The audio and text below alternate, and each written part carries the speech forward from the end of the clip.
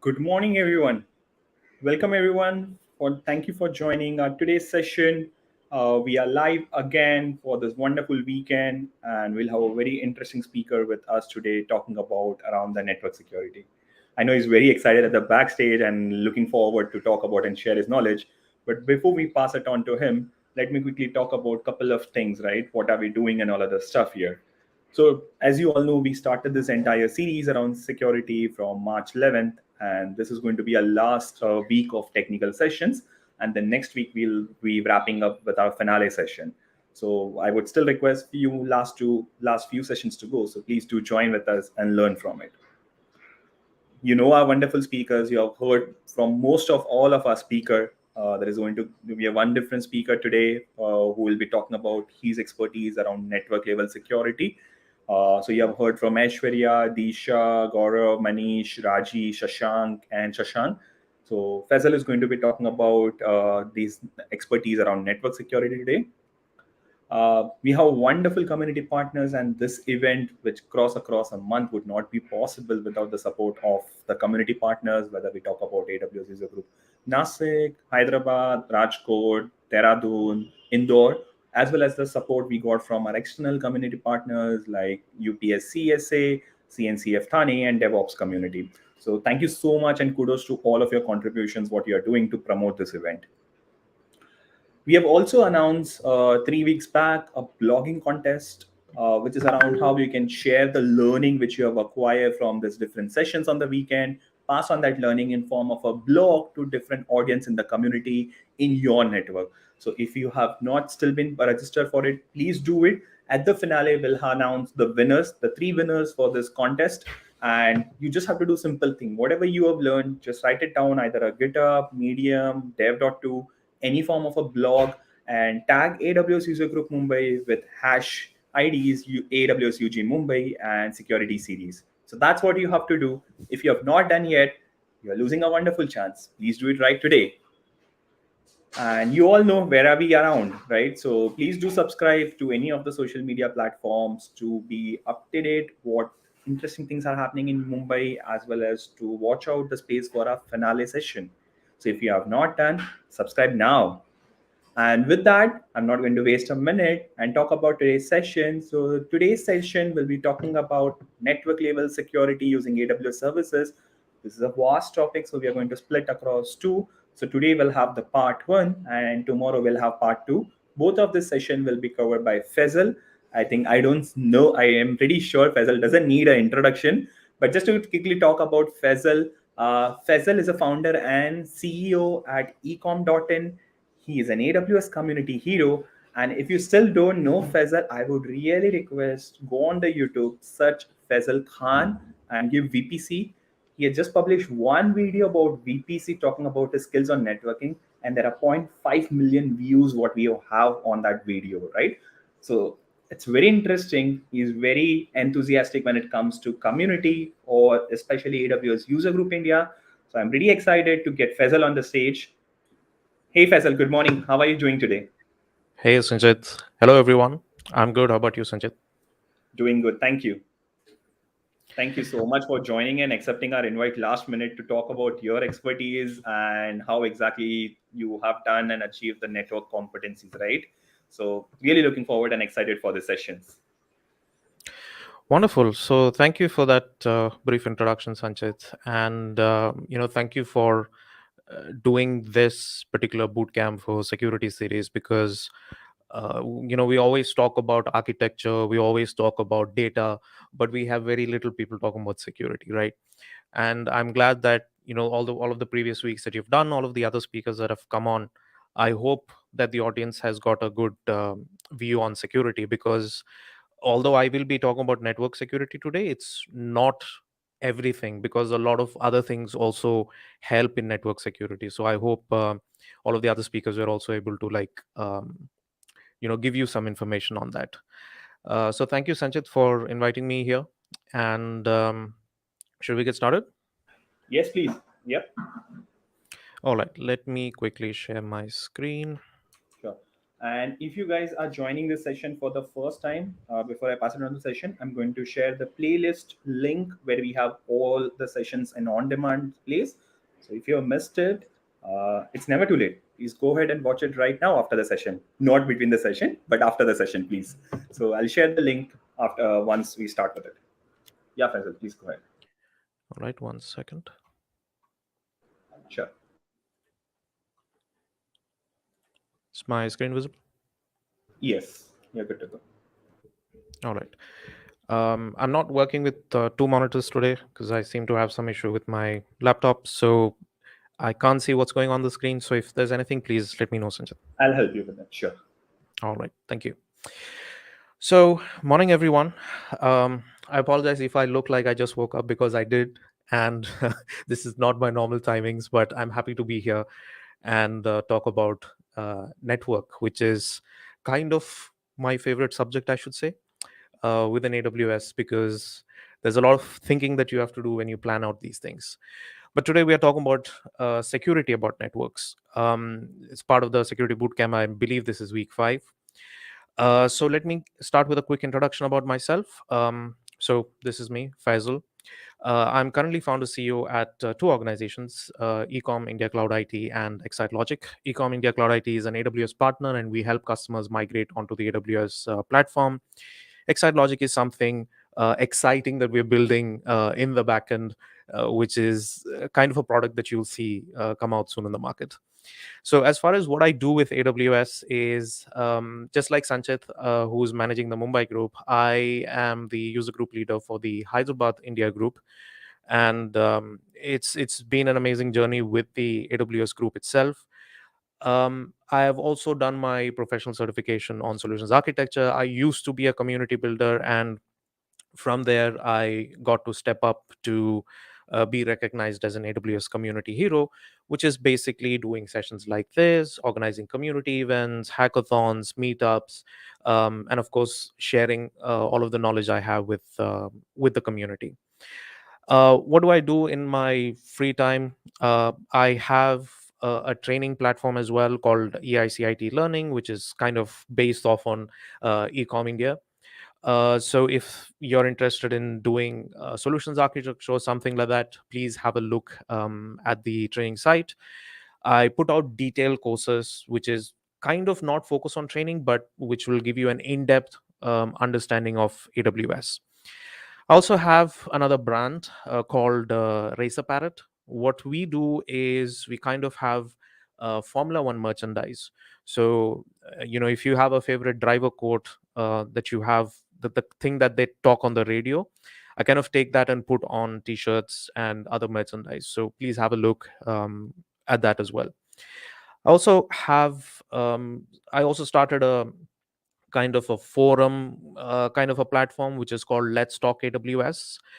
So this is where you can kind of come and ask questions uh, about AWS that you're stuck with something. It's kind of in a forum format, so it's not like you post a question and then just somebody else answers it. You can kind of interact with that and kind of ask follow up questions on the same thing.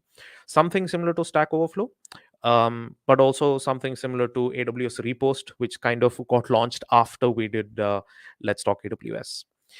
So that's me, and let's look at what we are going to cover in the session.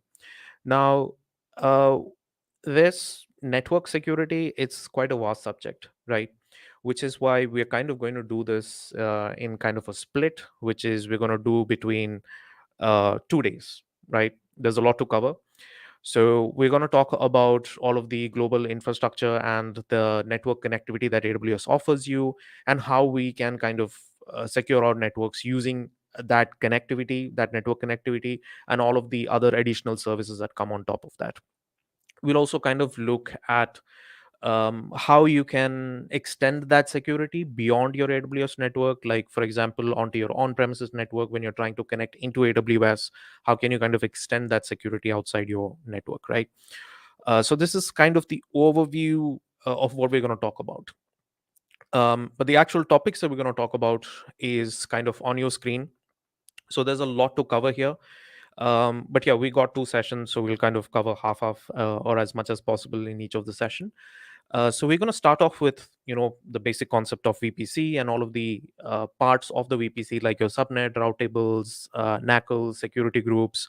Then we'll talk a little bit about how you can look at flow logs. There's a NAT gateway which allows you to talk out to the internet from a private subnet.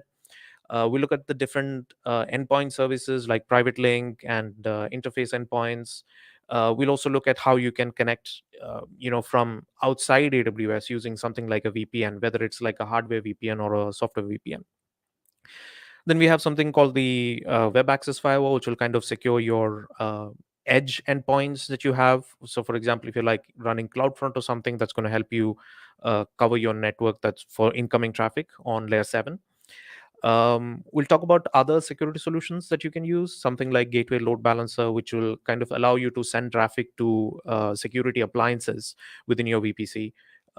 You have options to kind of filter out certain traffic using Gateway Load Balancer. We'll talk about traffic inspection and traffic mirroring. We'll look at the different firewall solutions that AWS offers. And these last three topics here, we won't be going in depth into that. We'll kind of do a mention on that because they're not kind of integral to the core network, but they also help you kind of monitor your network if you need to. Those are Security Hub and Guard Duty. And in reInvent last year, they kind of launched the AWS verified access option as well. So we'll kind of talk about that. So before I just go forward, I just want to quickly ask: do you all have something else in mind here that I don't have on the screen? Like anyone else wanted any other topic covered that's not here, that's part of your network? Please put it in the chat and let me know. Right, I'll give it a second.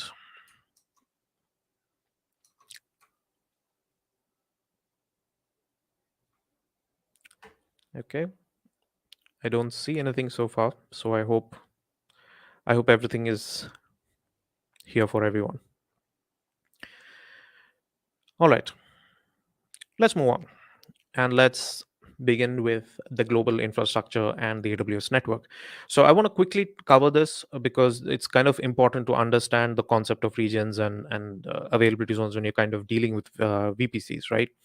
So the global infrastructure network, AWS has something called regions. These are basically your data centers where AWS actually has a presence, a physical presence.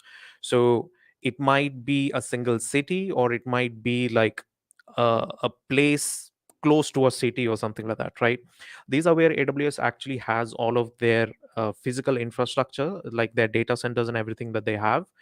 And I need to ask a quick question here. So what is actually within these regions? What is the thing that's kind of breaks these regions into different pieces within a region?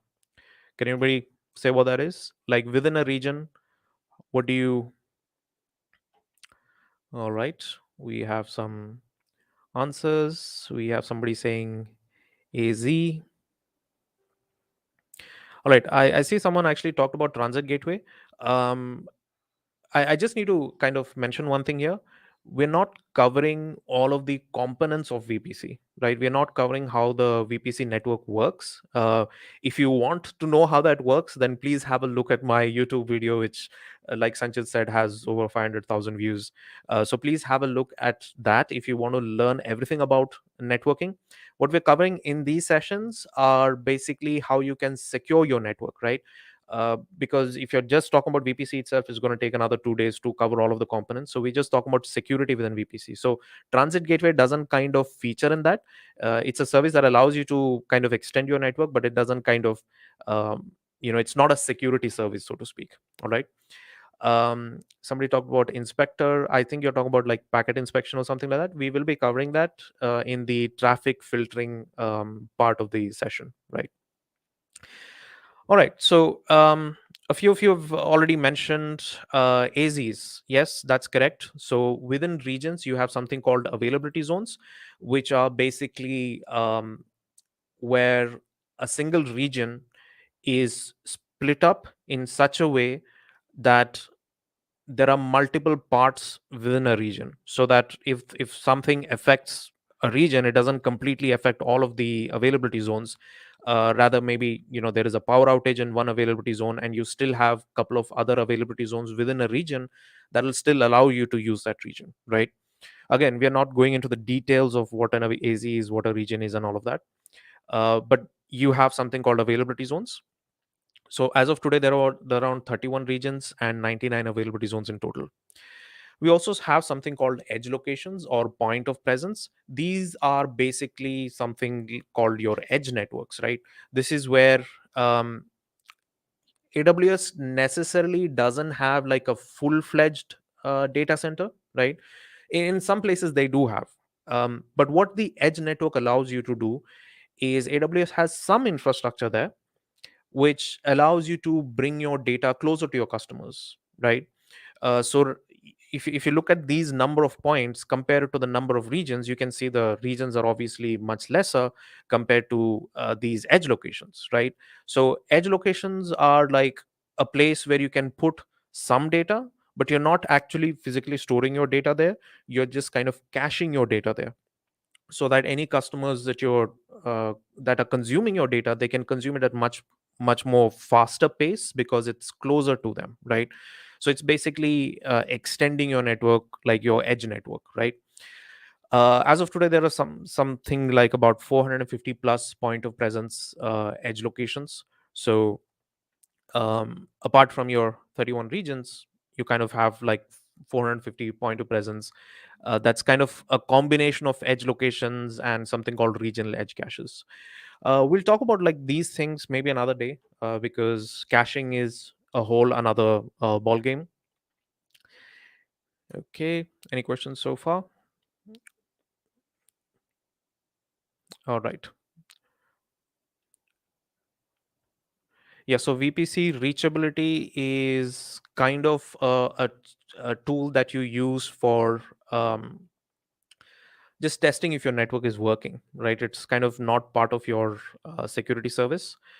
Access, like I said, network access traffic mirroring, we will be covering that. That's part of the network firewall part. And cloud WAN is also something that you just use to manage your network. It's not necessarily a security service. All right. Now, one important thing to understand here, I apologize that this is not big and clear. That is because AWS actually took down this. I tried finding a good picture of this, but they no longer have this. They used to have like a globe projection where you can actually see how all of these global networks connect together. But unfortunately, for some reason, they have taken it down. And this is the only one that I could find. Now, what you have to notice here is, if I can just bring up my pen. So all of these regions, you see these lines running between these regions, right? All of these lines that are running between these regions. These are actually uh, physical cables that AWS has laid to connect all of their regions and as many access edge locations as they can, right? So these are actually physical wire networks that actually connect all of these regions together. What this allows you to do is, this is AWS's own network, right? So when you send traffic within the regions, or between the regions and between the edge locations, it always kind of travels through the AWS network. So you have an additional layer of security built in there because it's completely managed by AWS. You can be rest assured that there's no like a man in the middle waiting to listen to your data that's traversing through these networks. So this is AWS owned network. So you're not going over the internet, you're actually going over the AWS network that is there. uh, Now, yes, this is only mostly when you're talking between regions and when you're talking from region to edge location. But once you kind of go outside the edge location, then you're obviously on the internet and then you're using the normal public networks. The normal public networks are also something similar to this. There are also cables that are connecting all over the globe, and but that is not like, you can't claim that to be fully secure because those are managed by third parties, right? But these networks are managed by AWS. So keep this in mind, because when we'll talk later about um, you know security in terms of connectivity into your network, you have to kind of keep this in mind, because you're kind of connecting through the AWS network and not connecting through a public internet. All right. Now, of course, we have to talk about the shared responsibility model before we talk about any sort of security within AWS, right? This is important because it's very important to remember that AWS claims to be secure with the understanding that you are also going to play a part in that, right? In the sense that you can't just start something on AWS and assume that it is always going to be secure by default. Yes, there are some defaults applied, but then let's say that you have a network and then you opened up that network to the entire world using something like your security groups. Let's say you opened up port 80 or port 22 to 0.0.0.0/0, which is basically the entire internet. You can't blame AWS for that, because you did that. You opened the network using the tools that AWS gave you. So there are tools that are there to secure your network. There are several solutions available within AWS to further secure your network. So it kind of is a 50-50 responsibility, so to speak. So as far as AWS's responsibility is concerned, they give you the core underlying physical infrastructure security, the actual hardware security. All of that is kind of taken care by them. Everything on top of that, in terms of like updating your operating systems to maintain the security of your instances, that is kind of your responsibility, right?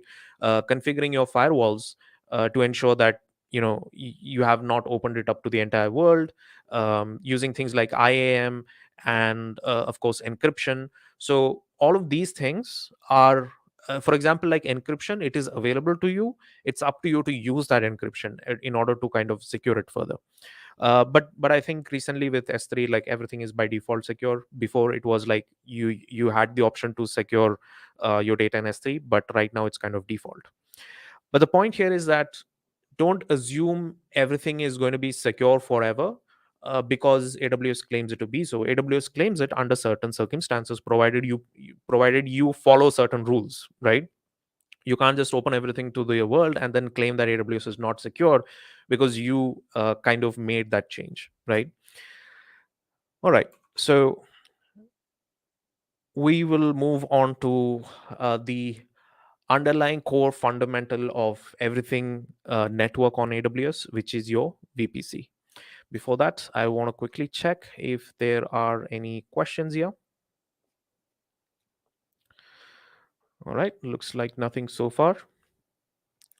If there are any questions, please do post it in the chat, folks. All right. I have to ask this question, and I hope you answer this correctly. What is a VPC? Please don't give me the full form. Don't tell me that it's a virtual private network. Sorry, don't give me the full form. Give me the concept of what is a VPC. Anybody? Anybody in the chat? Waiting for your answers. I know that there's a little bit of delay between when I say something and it comes streaming through to you. So anybody can tell me what is a VPC?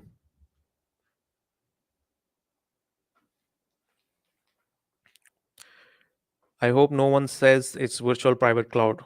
Of course, we know it's virtual private cloud, but what is a VPC? This is going to work only if we are engaging in these sessions. So waiting. I'll give another 15 seconds. Somebody says it's an isolated network. Well, you're kind of partially right. You need to explain that a little bit more. So when you say isolated network, it's kind of uh, your own controlled network within AWS, right? Okay, we have a few more folks. Ishwara saying it's our own infra that's specific to a customer. Okay, it's actually not your own infrastructure. Just keep that in mind. VPC is still a shared infrastructure. All right. So you're not actually getting dedicated hardware. I mean, there is an option to do that, but by default, when you create VPCs, it's not dedicated hardware. You're still kind of using shared hardware. So it's not like a dedicated infrastructure. But I think I get the point that you're trying to make. Sagnik says your own private space within a public cloud. Yeah, that's a good definition. So it's kind of like your own private network within a public cloud like AWS. However, it's not necessarily private, right? You create a VPC and you open up everything in your VPC. It's no longer a private network. Okay, so just keep that in mind. It's no longer a private space. VPC describes boundary for a region for network. True, a virtual network in cloud that allows you to secure run resources like servers and databases. That looks like you copy pasted that from somewhere else, but that's okay. You're right. Um, it's a VM. It's actually not a VM. You could, if you're looking for short forms, it's actually called an SD-WAN. It's basically a software defined wide area network, right? So you're creating a network, defining it using software parameters. So like I said, you don't actually get physical dedicated hardware. You're still on top of software. So yeah, so it's not a VM. Someone says that it's AWS service which provides us facility to create resource and isolated network with full control. Okay. um Illogical layer or logical layer? Logical layer and isolated. Okay, virtual DC, isolated network. Right. Okay. So looks like most of you have an idea of what a VPC is. So I'm not going to spend a lot of time describing what a VPC is. And again, this is not a full session on VPC. For that, please have a look at the YouTube session. But let me, for the sake of clarity, just kind of clarify what a VPC is. So how did things look like before you had a VPC? So before you had a VPC, you had the AWS cloud, which was an entire network, right? You couldn't actually create your own network within AWS. So when you launched resources, you were essentially just launching it into the AWS cloud, into this large network that AWS had. And the way that you secured them, whether it was an EC2 or whether it was databases that you launched or whatever that was, you had to kind of individually secure each of the service, and it was kind of like a security group. I mean, not exactly, but you had to kind of individually secure each resource. So if you wanted people to access your services, there was no option for people to first kind of like get into your network, and then from that network there was no option to kind of go reach out to each individual resource. Rather, you had to like make connections into each resource separately, right? And each resource you had to kind of make your rule and allow that in the security groups and things like that. So life was a little difficult. You couldn't like get into your network and then access your resources. You had to kind of individually access your resources because they were all on this large network which did not have a boundary that was defined. What VPC allows you to do is now it allows you to kind of define your boundary within AWS. So you can kind of say like this is your VPC. So essentially, once you create your VPC, people can kind of connect into your VPC, and then from there, they can kind of reach any resource within your VPC, right? They don't necessarily have to reach out to individual resources. They can kind of connect into your VPC and then kind of reach out to your resources. So a VPC is a virtual private cloud within AWS. This is your own user defined network. It gives you full control of what you define within the network, whether it is IP addresses, whether you're talking about ingress and egress options.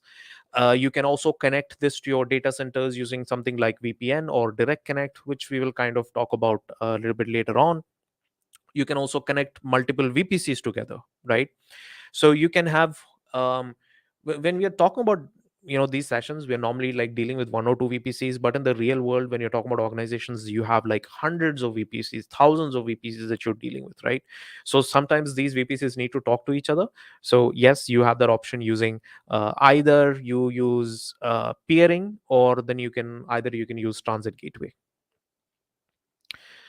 All right, let's kind of talk about how physically a VPC looks to you, right?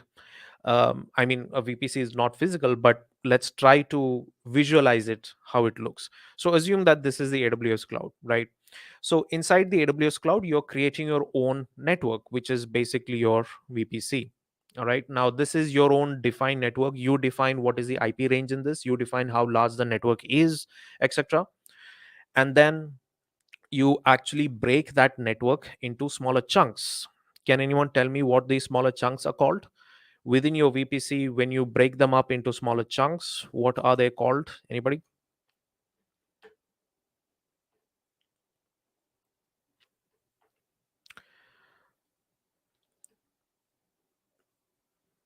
All right. I'm sure some of you are typing in. So I will give you the answer now because I think there's probably like a 30-second delay or something. So, yep, most of you are right. They are called subnets because they are sub networks of your main network, right? So this VPC being your main network, you're then breaking them up into sub networks. We'll see later on how you what these how you define these sub networks, but essentially that's what these are. And you create these subnets so that you can place different kind of resources within them, because not all resources will need the same type of access, right? For example, your web servers might need your port 80 to be open, but then your database servers don't need port 80. They need a more secure connectivity, and also they need a different port number, like let's say 3306, right? So if you just have like one network and then you can't split it up into smaller segments, you really can't control everything within your network, right? So that is the reason we have these subnets. And then you have like your router that is there, or router, whichever whatever you would like to call it. Then you have different types of gateways, for example, like your internet gateway, your VPN gateways, and all of these kind of connect together using something like route tables, right? We will talk about all of these individual pieces, right? Now, when you have a VPN gateway or VPGW, like you'd like to call it, this being your office network. All right, let's assume this is your office network, and or your office VPC, whatever you like to call it. And then of course you have like subnets within your office as well. You have a router within your office, you have some resource in your subnet. You can actually connect your um, data center or your office directly to a VPC using like your virtual private gateway or your VPN gateway, so to speak, right? Once you do that, essentially these networks become one network, like they are private to each other, right? Once you use something like a VPN, once you use something like a VPN to connect both these networks together, which is your data center or your office, into your VPC, now you can actually have private communications between these services. So you're not coming through the internet, you're going through a secure tunnel, which we will discuss how VPN works and how you can configure it and all of that. But I'm just kind of giving you an overview of how this looks, right? So you can kind of make connectivity into your network using private IP addresses. You no longer need to use public IP addresses. And of course, within VPC, not all of your resources will have public IP addresses. So the only way you can connect is by making a VPN connection uh, to your VPC and then using those private IP addresses. Now, for people from outside your network, they will be basically connecting using your internet gateway, right? So that's your connection to the outside world. The internet gateway connects your VPC to your outside world, right? That is basically your internet. Any traffic that is leaving your VPC that is not VPN essentially is going through the internet gateway, right? Now, I have to say there are a few other services which we'll talk about, like interface endpoints or endpoints, which are another type of gateway. I would say they're not gateways, but they're kind of another type of gateway where you can still make private communication to other services, right? But that actually came as a later concept. That concept didn't exist for so many years. So mostly when your traffic left your VPC, it used to leave via the internet gateway. And of course, if it's going to a private network, it used to leave by the virtual private gateway. I'll stop here for a second and ask if there are any questions for anybody that's trying to understand what all of this is. Any questions?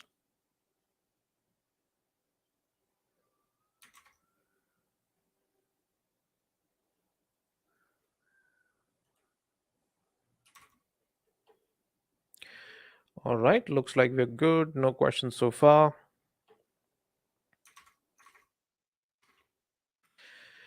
All right, let's look at how a VPC looks.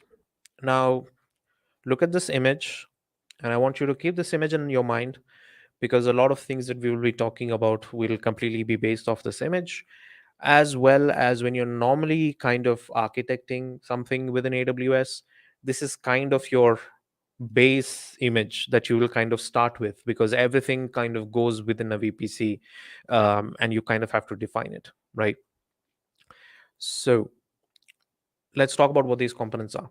Now, of course, you have your AWS cloud. Within your AWS cloud, we talked about regions, which are your physical data center locations that AWS has.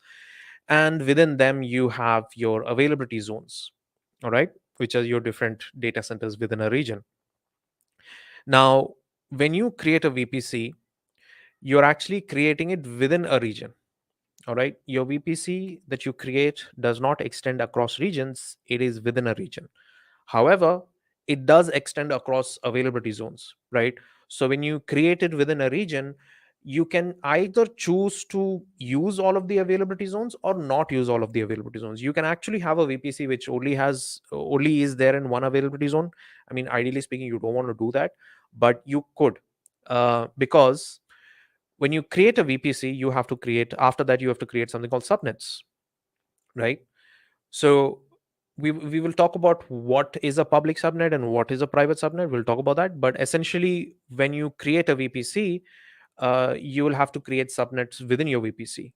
Now, how you make use of an availability zone is by creating a subnet in that availability zone. All right. So if you need a VPC to extend into an availability zone, essentially what you will need to do is you will need to create a subnet within an availability zone, and add that subnet to your VPC. All right. So your VPC extends across availability zones, but is within a single region, and it has something called subnets within it. Now, of course, you can have multiple VPCs, like I mentioned before, and like as you can see in this scenario. Okay, so in this scenario, it's ideally supposed to stop here because it's not extending into that availability zone because there is no subnet in that availability zone, so it's not there. So yeah, I need to maybe modify this, but technically speaking, when you create a subnet and add it to a VPC, then you're basically extending it into an availability zone. All right, before I go ahead and define what a private subnet is and what a public subnet is, any questions on the VPC structure and the subnets? Again, I'm trying to run through this because we have a lot to cover, and I'm not like explaining too much deep on what VPCs are. Like I said, please have a look at the other video if you want to learn more about it. But I hope the basic concept of a VPC is clear.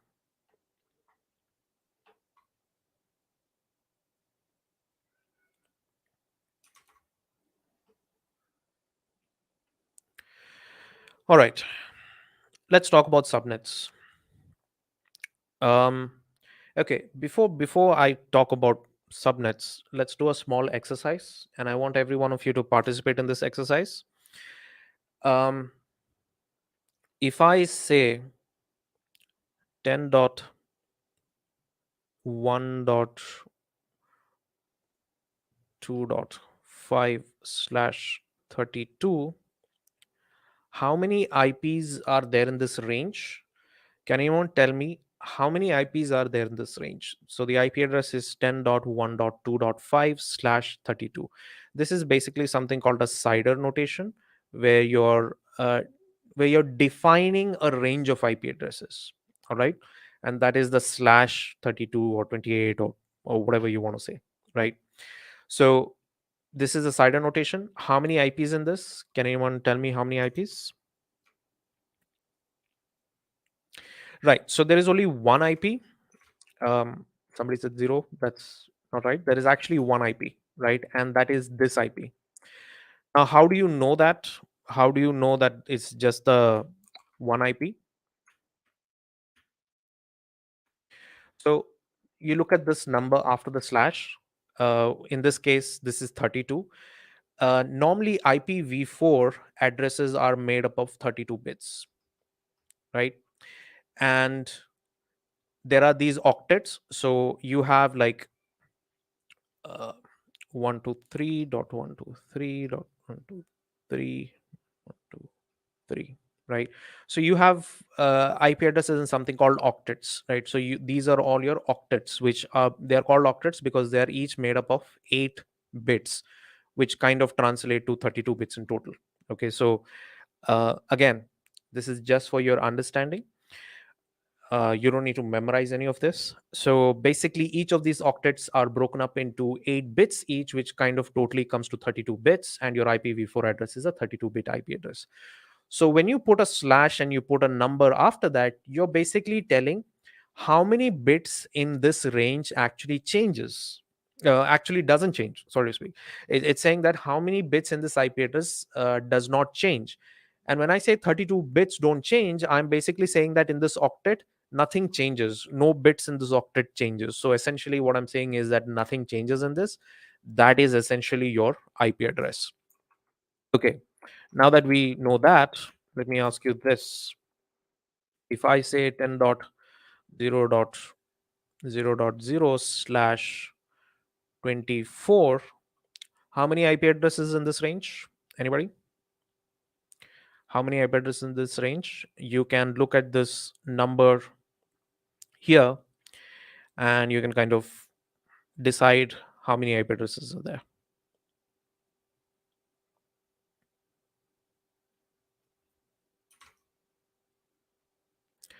Okay, we're getting 256, 254.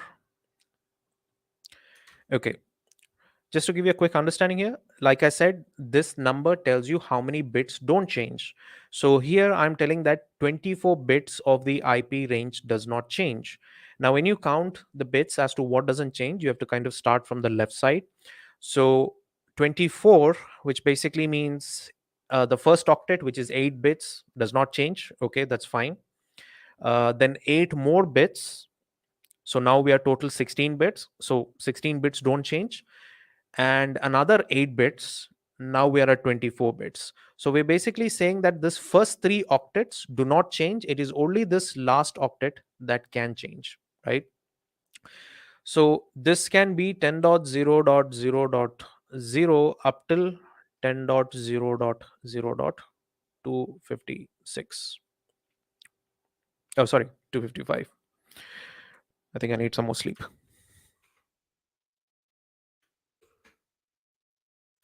255. Now, 0 and 255 is generally speaking reserved. You can't really use it as part of your network.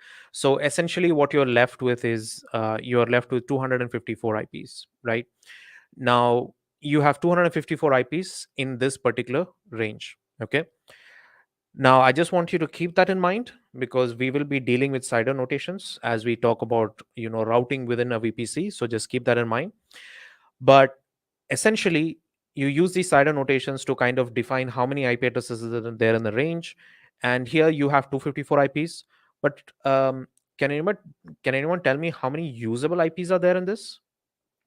There are 254 IPs, but when we talk about VPCs, how many usable IPs are there in this particular VPC?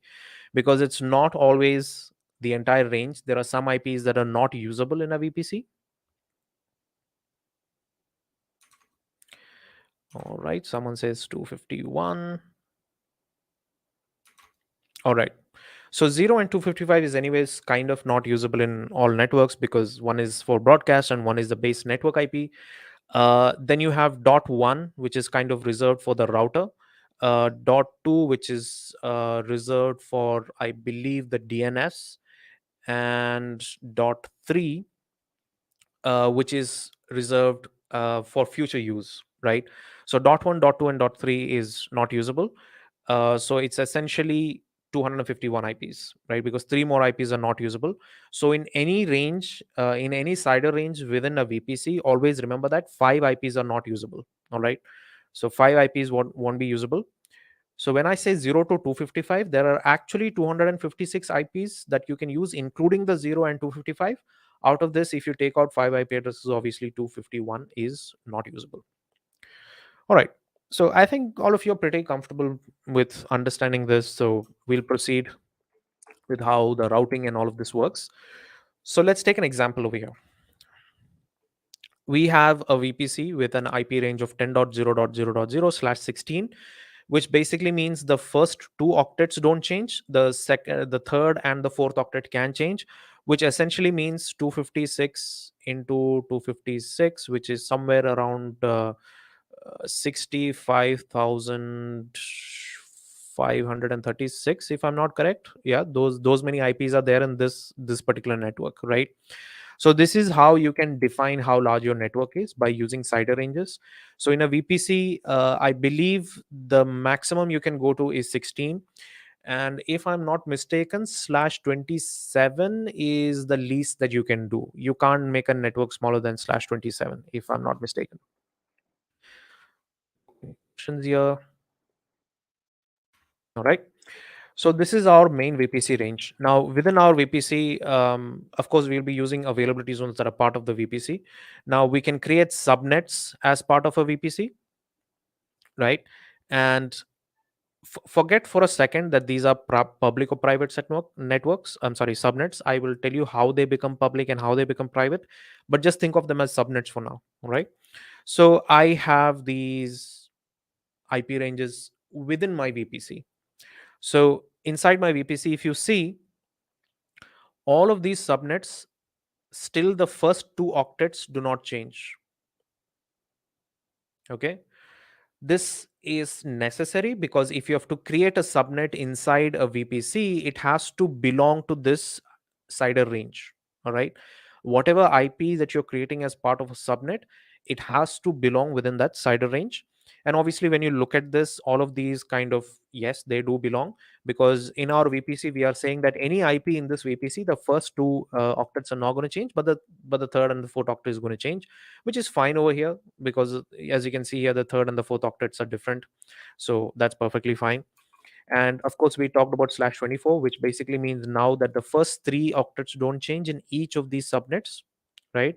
So I want you to give me an IP address of a resource that I will launch in this subnet. So if I launch something like an EC2 into this subnet, give me an example IP in this. So obviously it will be 10.0 because we are part of the main VPC. But what about the other two octets? Can someone give me an example IP of anything that I launch into this?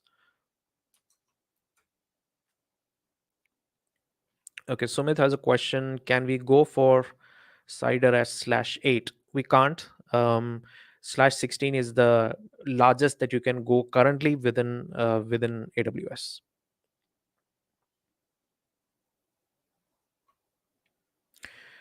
All right, I'm still waiting for an answer. Somebody give me an IP address that is possible inside the first public subnet.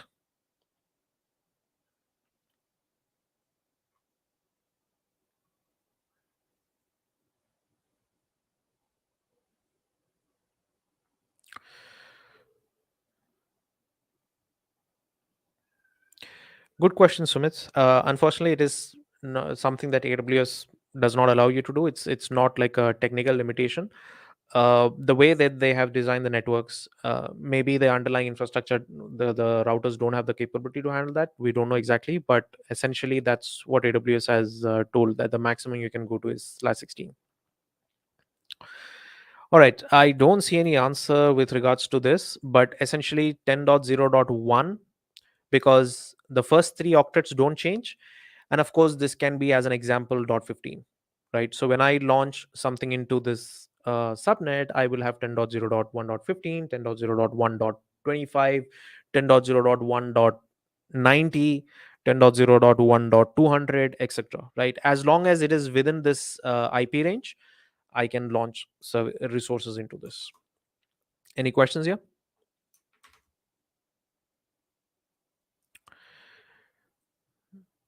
Yeah, so Marapalli, I was basically saying that I was basically asking for a single IP in that range. I was not asking for the entire range, right?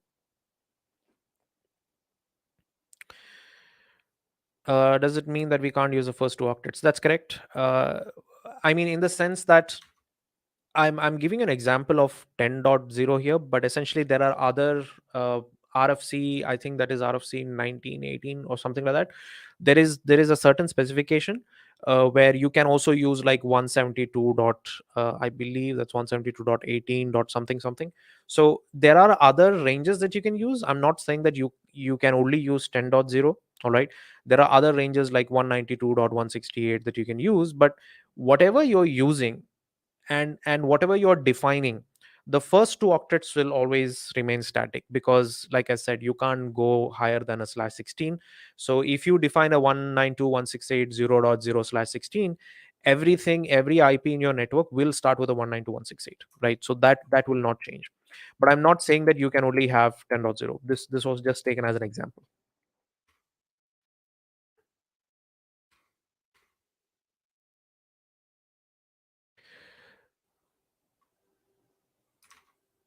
All right, let's move on to how your traffic routes within a VPC. Now, this is important to understand, because when you start defining security logic, you kind of have to define um, what is what is the way somebody can reach something, right? So when you create routes, you're essentially defining how someone can access a particular resource, or how that resource can access the internet. So it's kind of important to understand how the routing works.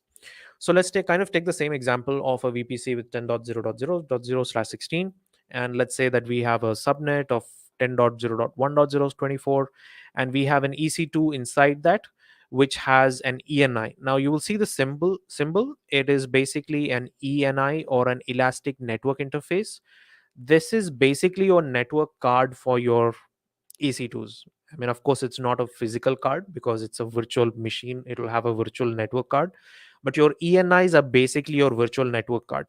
So when you assign IP addresses to your instances, or any resource for that matter, essentially you are actually assigning IP address to an ENI that is attached to that instance. So it is basically like a network card attached to your EC2 instance, and the network card actually has that IP address. So whenever we say IP address of an instance, you're basically having IP of that ENI. So we have an instance over here, which is 10.0.1.35. As you can see, this is within this range, right? So we're good, right? And let's say we have another subnet, which is 10.0.3.0/24. And we have also another one over there with the IP address 10.0.3.48. These are EC2 instances with ENIs. We of course have the internet gateway that we kind of briefly talked about before. This is where your all of the traffic flows out of your VPC and kind of comes into your VPC as well.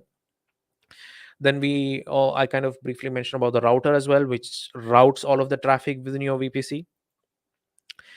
And of course, we have something called a route table. Now, this route table is what is used by the router to look up how to send traffic, whether it is within a VPC or outside of VPC. All right. So in this route table, we have two route entries over here. Okay.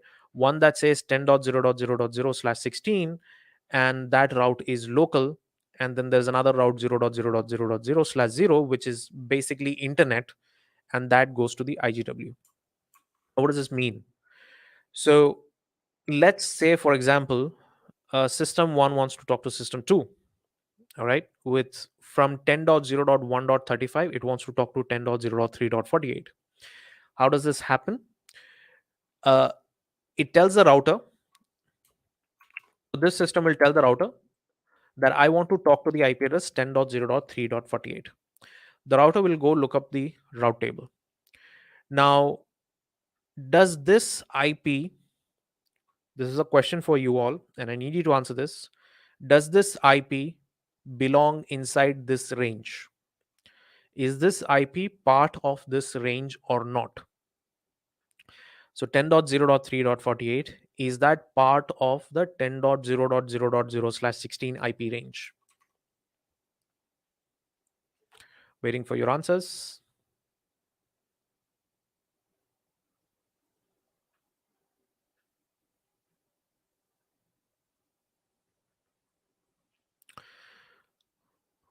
All right, all of you say yes, because remember, that is the IP range of our VPC, right? And within your VPC, you can only create IPs that belong within a VPC, right? So you already created a subnet and you have an IP within that subnet. And here, this IP is within this range because 10.0 and 10.0 it's the same, right? So it is within that range. So when it is within that range, it will route the traffic only locally within the VPC. It will not send it outside. Now, of course, there are some additional information the router has, like the router knows where, um, what it means to locally route and where the other IP address is locally. It knows that, so it will kind of forward that traffic onto that IP range. But then it needs to know whether to route it locally or whether to send it outside. Now, let's take another example where there is another IP outside, let's say 52.16.9.65. All right. Let's say this system wants to talk to that IP address. It will send the traffic to the router saying that it wants to talk to that. The router will look up the route table, and is this IP 52.16.9.65, is it part of this 000 range?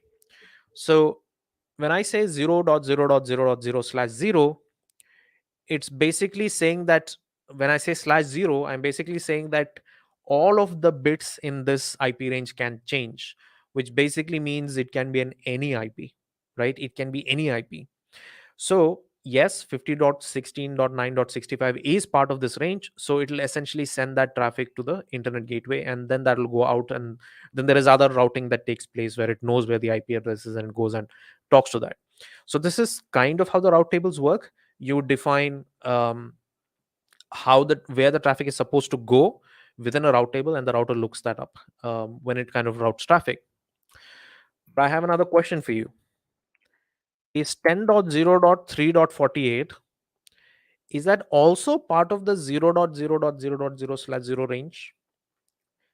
And if it is, then why is it not sending it to the internet gateway? Because 10.0.3.48, is it actually part of 0.0.0.0/0? Anybody?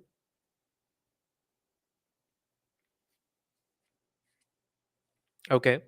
So then tell me, why is it not sending it to the internet gateway? Why is it routing it locally instead of sending it to the internet gateway? And before you answer, there is no sequence. Okay, so if you put a rule at the top, if you put a rule at the bottom in the route table, it does not matter. There's no sequence here.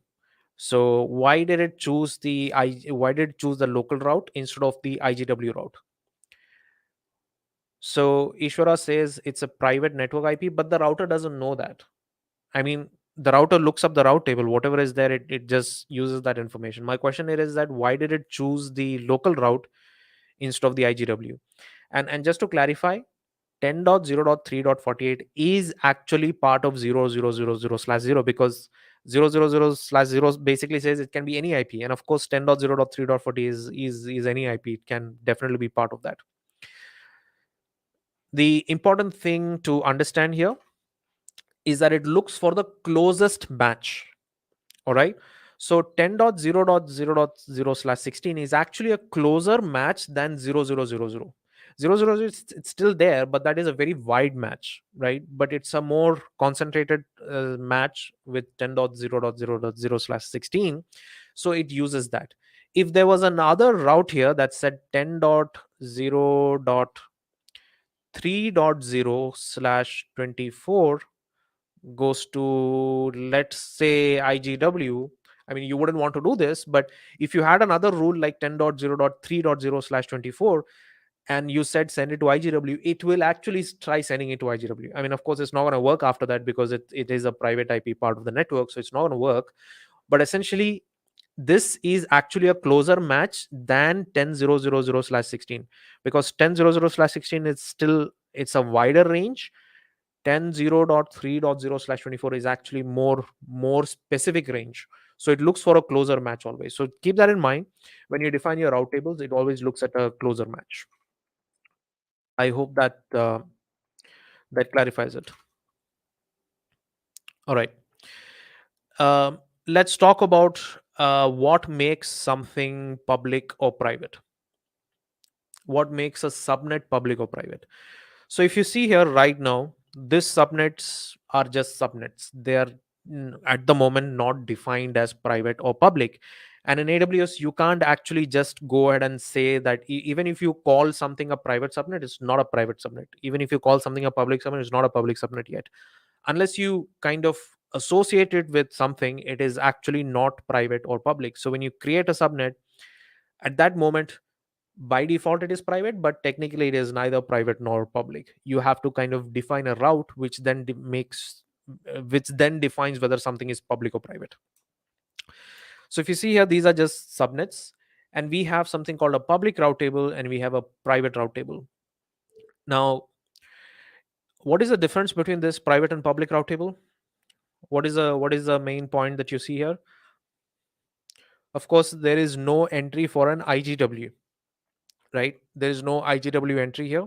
So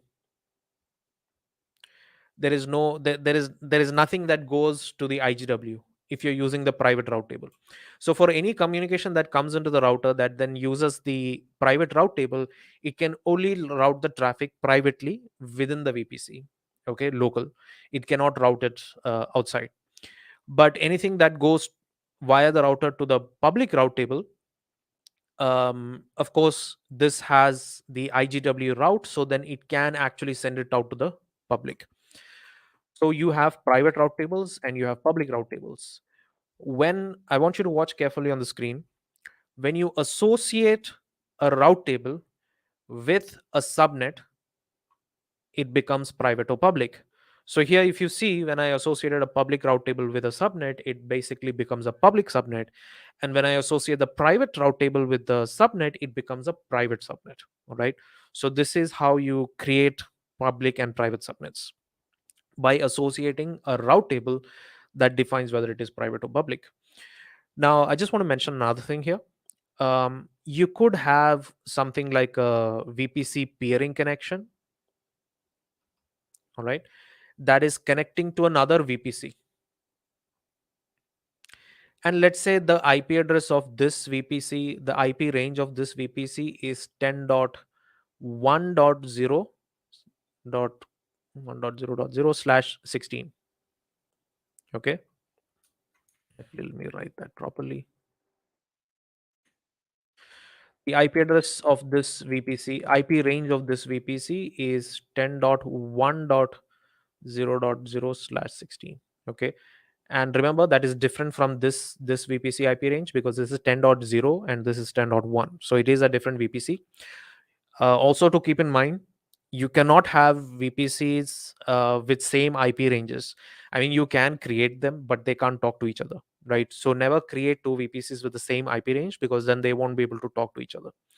In this case, we have two different VPCs with two different IP addresses, and they're connecting using like a peering connection.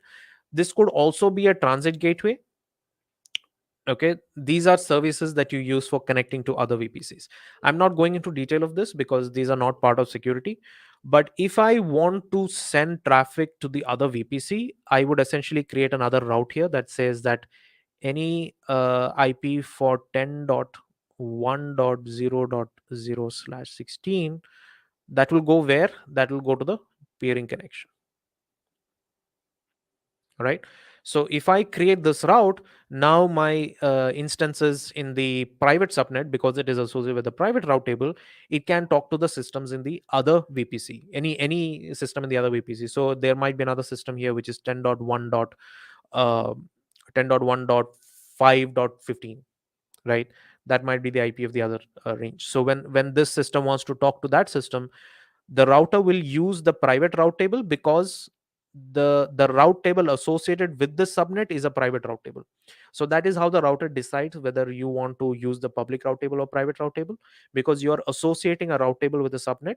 And whenever you send traffic from a subnet, it will always only use that route table to kind of check where the traffic is going.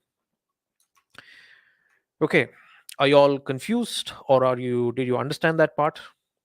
Any questions?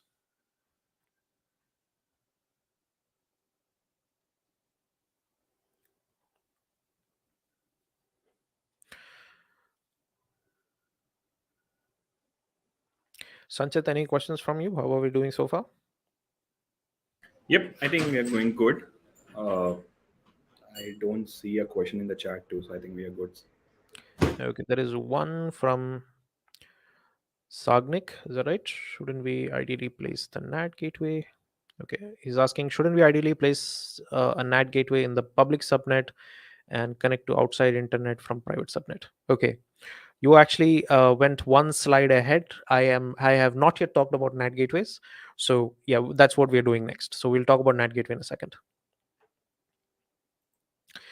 All right, I just wanted to make sure that this concept of private route tables and public route tables was clear, so that you know how the traffic is routing, because it is very important. If you have something in your private subnet, like your database, or let's say you have created a database that is part of a subnet, you are obviously never going to associate it with your public route table, because if you do that, you're essentially telling that your database is public. Because remember, um, anything with a public route table, it can also, because it can talk to the internet gateway, traffic can also come back in through that route table, right? Because it allows public communication, right? So you don't want to have any route for anything that is supposed to be secure, uh, connected to a public route table. So this is the reason that you need to know what is a public route table and a private route table, because if you have sensitive stuff like your database, you're obviously not going to associate it with your public route table. Okay, now that we know this, let's talk about a NAT gateway. There's a lot of text here, but essentially a NAT gateway is a service that allows private your instances in your private subnet to talk to the outside world. Well, I just told you right now that if you have something like your database in your private subnet, you shouldn't allow it to talk to the outside world. But then I'm telling you that you can use a NAT gateway to connect to the outside world. Why would you do that? Why would anyone do that? What is the reason for doing that? Can anyone tell me why would I ever need to connect something like a database to the outside world? Any reasons why I would want to do so? Because I just told you you're not supposed to do that. So why would you want to do that? Any quick answers? Anybody in the chat? Okay, as you're typing, I'll tell you one of the reasons is that your database might need to update itself, right? Patching, upgrades, etc. You might need to still do that. So, how will it do that if it does not have internet connectivity?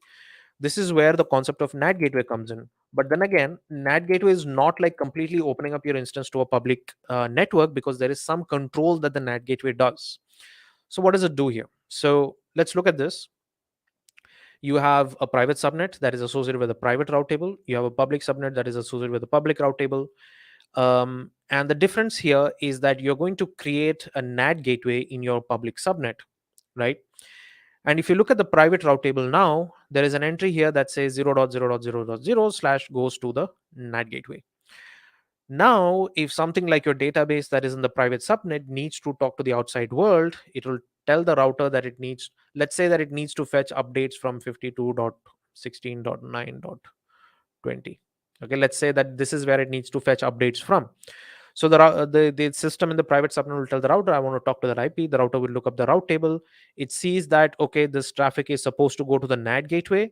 So instead of sending it to the internet gateway, it will send that to the NAT gateway. And the NAT gateway is a resource which knows what to do. It forwards traffic, right? So it will forward that traffic, and it will tell the router, forward it to that. The router will look up the public route table. It sees that it is supposed to send that to the internet gateway. It'll send it out to the internet gateway, and then it will go and connect to that and does it stuff. The difference here is that a NAT gateway will allow you to make a connection to the outside world. All right, a NAT gateway will allow you to make a connection to the outside world. But if there is any connection that comes in that you have not established, like you wouldn't start that connection. For example, when you want updates, you might go through the NAT gateway to fetch updates to the outside world, and of course the updates comes back through that same connection. All right, so the updates come back through that same connection, which is fine. That works. But if there is somebody outside that is trying to initiate a new connection, sorry, if there's someone that's outside trying to initiate a new connection through the NAT gateway into your private resources, this will not work, because the NAT gateway has basically a firewall, so to speak. But the NAT gateway will block any connection that is coming in which it did not initialize. So if the NAT gateway did not initialize a connection from a private subnet asking the outside world if somebody is trying to come in, it does not allow that, which is a reason you have a NAT gateway for your private systems to talk to the outside world rather than opening it directly to the outside world. Now, you can, of course, create your own EC2 instance and put a NAT software on it, right? You can actually create your own EC2 instance that will act like a NAT gateway. But remember, when you do that, you are basically adding additional overhead in terms of managing the EC2, in terms of updating it, patching it. And of course, there is limitation on the network bandwidth that EC2s have depending on the EC2 size, right? So if you don't want to do all of that, you can just use a NAT gateway, or you can create your own NAT instance and kind of use that. All right. Any questions here? Maybe to check its health. Okay, I think that was part of the previous one. Updation. All right. I hope all of you are clear as to how the NAT gateway rules work. I will pause here for a couple of seconds for any questions that you guys have.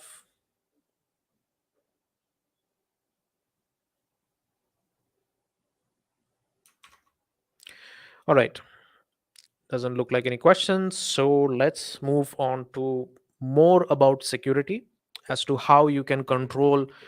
Um, so we looked at route tables, which allows you to control certain things, right? It allows you to control the flow of traffic as to whether something is which route does something take to go in or out of your network, right?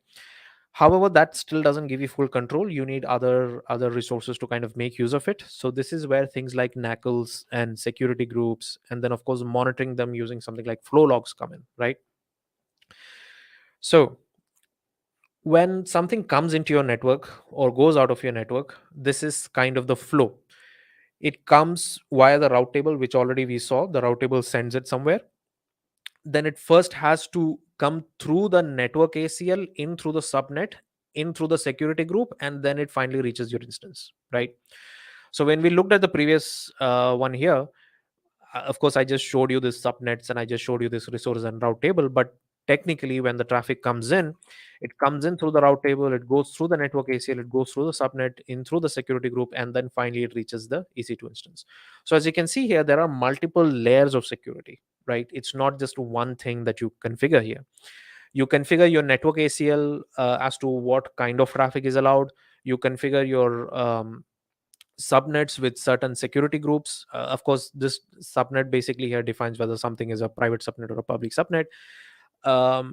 And you then get further control using your security groups.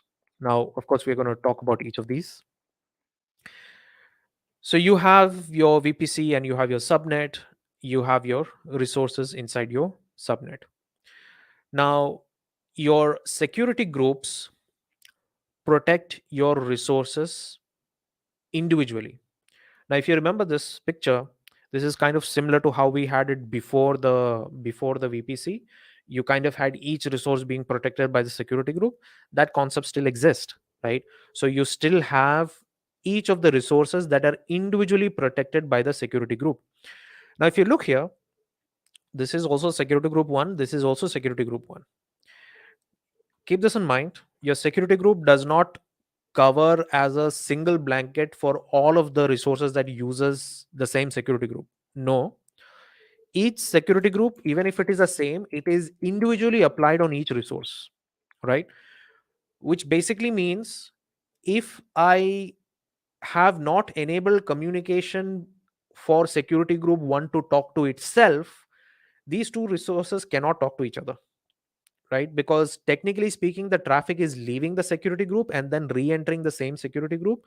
Although they are the same ones, remember this, that security groups individually cover each resource. It's not a blanket that covers all of the resources that are part of the same security group. No, it covers each resource individually. Now I will talk about how that flow works and how you open up ports. I'll talk about that. But just understand this concept right now. And then your NACLs apply on a subnet level. This is why I told that the traffic comes through your NACL into your subnet, because your NACLs apply on your subnet. So everything within your subnet, whatever rules apply on your NACL, apply to that subnet. As an example, let's say that on your NACL, you have um, you have blocked, let's say you have blocked port 22. Now in your security groups you have opened port 22. Will it work? It will not, because if you see the traffic flow, if you see the traffic flow here, it comes through the network ACL and only after that it hits the security group, right? So if your traffic is already blocked on the NACL level, there is no way it is coming into your subnet, and there is no way it is hitting the security group. All right. So regardless of what you open in your security group, if you have something blocked on your NACL, then it's blocked, right? Uh, However, let's say that you have opened your 422 in your NACL and then you blocked it here. Of course, the port 22 connection will come in up to the security group, but then on the security group, it will be blocked, right? So keep that in mind. The traffic flow comes through your NACL and into your security groups. Any questions so far?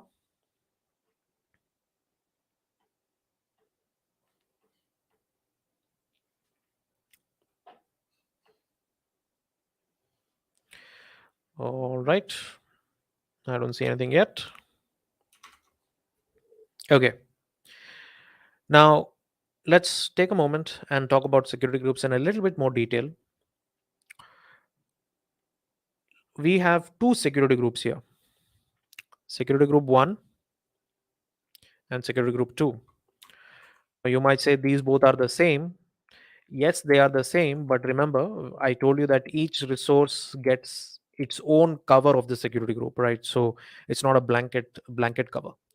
So let's say that I have three instances here, instance A, B, and C. In instance A is part of security group 1, instance B is also part of security group 1, and instance C is part of security group 2. Now, I have I want to talk from instance B to C on port 22. I want to so when I do that, I have to create certain rules in my security groups, right? Now, one thing to keep in mind is for security groups, the rule is that outbound outbound is always allow all. This is the default. And for inbound, it is deny all. This is the default of any security group. Okay. When you create a security group, by default, all of the communication can go out, but all of the communication inbound is blocked by default. So if I need to allow port 22 communication from instance B, which is part of security group 1, and I need it to be part of security, I need instance C, which is part of security group 2, to be able to receive communication on port 22. So can someone tell me what is the rule that I will create inside the security group 2 rules? Because remember, I have to create this in security group 2 because the traffic is coming inbound. So I have to create it in the security group 2 rules, not the first one, because first one outbound is anyways allowed, so I don't need to create a rule there. So I'll need to create a rule inbound over here. So what is the rule that I'll create?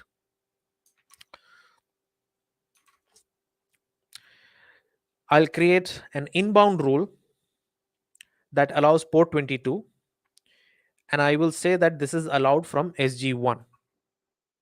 I created a rule in SG2 which says that inbound port 22 allowed SG1. Now, why did I do SG1 and not the individual instance? Because if I did the individual instance, let's say I allowed it from B, which basically means I'll have to define an IP range over here. So if I say that IP of this was 10.1.1.5, I'll basically say here 10.1.1.5/32. I could say that, right? But I don't want to do that because um, what if this instance, which is part of security group 1, also wants to talk to C on port 22, right? So if I say anything in that security group is allowed to talk to C, I don't need to create a separate rule for system A, right? It'll by default take it because it's part of the security group 1, right? So this way I can kind of create rules that affect anything that is using the same security group. Now let's say another rule. where I want security group 2 to create to allow communication. I'm sorry, I want security group 2 to talk to, sorry, I want instance C to talk to instance B on port 443. Where do I create the rule? Basically, under which security group do I create this rule, and what is that rule going to be?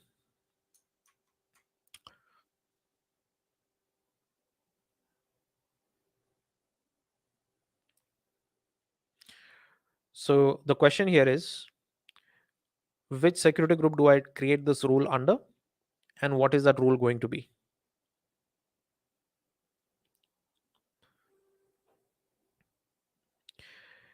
uh, you need to be myopic. You need to be a little bit more broader, I would say, in terms of, like, you need to tell me what port I need to allow.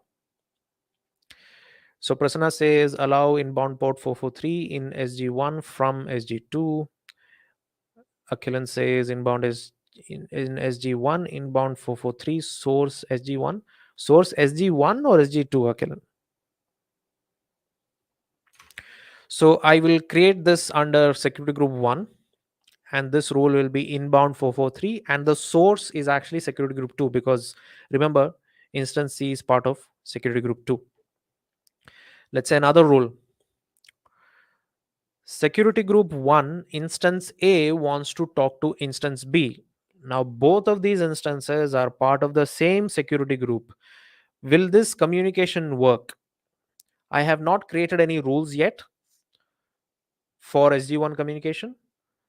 They are both part of the same security group. A wants to talk to B on port 80. Is this going to work? If yes, how will it work? And if no, why won't it work?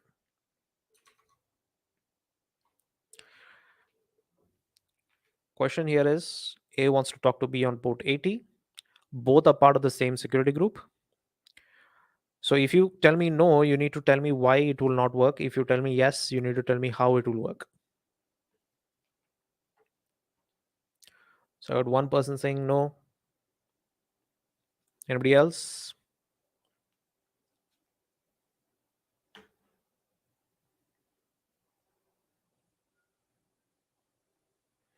Inbound from anywhere is not allowed. Myopic says inbound from anywhere is not allowed, and this is inbound for B, so not allowed. Akilan says self-referencing rule. So Akilan, are you saying that it will or it will not work? Okay. Remember, I told you that each of the resource is protected individually by the security group. So although they are both part of the same security group, as you can see in this communication, it is having to leave the security group. So when A wants to talk to B, it is actually exiting the security group. Now because it's exiting outbound, it is allowed, so no issues.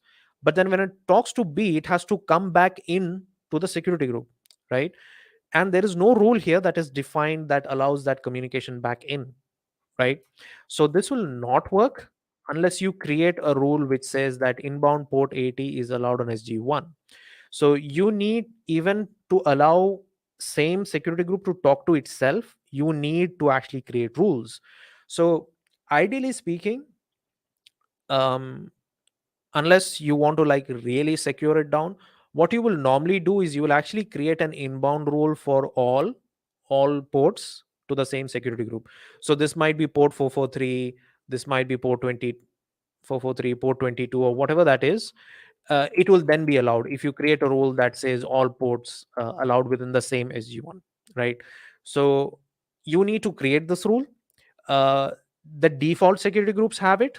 The default security groups that is there in your VPC already has it, but then when you create a new security group, it doesn't have this rule.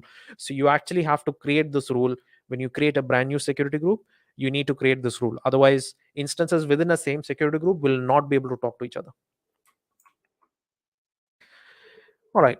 And the final part is okay, port 22. Again, this will also not work because right now there is no rule, because I didn't do an allow rule all. I didn't allow an all rule. So you still have to create this inbound rule which says so. And then I think there is one more here where A wants to talk to C on port 8080. even this will not be allowed yet, because there is no rule under SG2 which says that this is allowed. So I'll have to create a new inbound rule which says port 8080 source SG1. I'll pause here for a minute here. I want you all to look at this diagram clearly to see if you understand this, and tell me if you have any questions.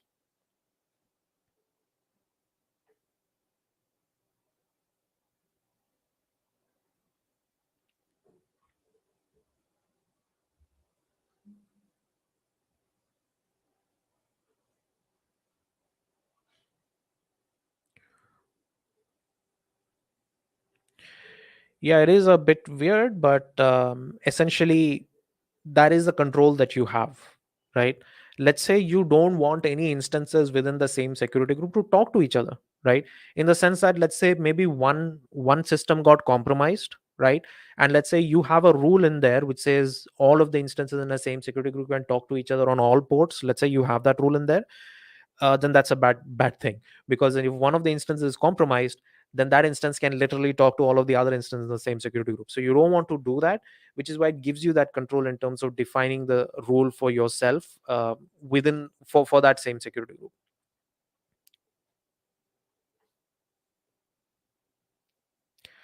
All right, I hope that part is clear. Let's move on to network ACLs. Now, okay, before I do that, I need to ask one question here. Okay, um let's take this rule where C is talking to B on port 443. All right, and we have an entry here which allows that communication. All right, now what if B wants to talk to C on the same port? Will that work? Or let me put it this way. Let's say that C is sending some information to B over port 443, right? And B wants to return some information to C on the same port, right? So this is the same connection, right? B is not initiating a new connection, but it is replying back to C for whatever it asked on that port. Will it work or will it not work?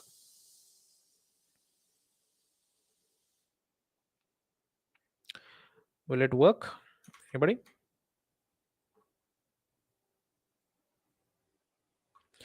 Okay, I need to take this quick question from Mohammed, who's asking, so for every EC2 server, do we need to create a new SG? No. Uh, you can just add, when you create an EC2, you can just select the existing security group that is there, right? You don't need to create a new security group. All right, for the question, can it send data back on the same port? The answer is yes, because, okay, not because outbound is allowed. So, um, another person, also there is another person called Faisal here, so it's not me. So Faisal here says that it is allowed because outbound is allowed. It is not allowed because outbound is allowed, but because it is allowed because security groups are stateful. What does it mean? It means that it is able to remember where that connection came from, right? So when C initiates a connection to B on port 43, it knows that the connection came from there, and when it responds back on that same connection.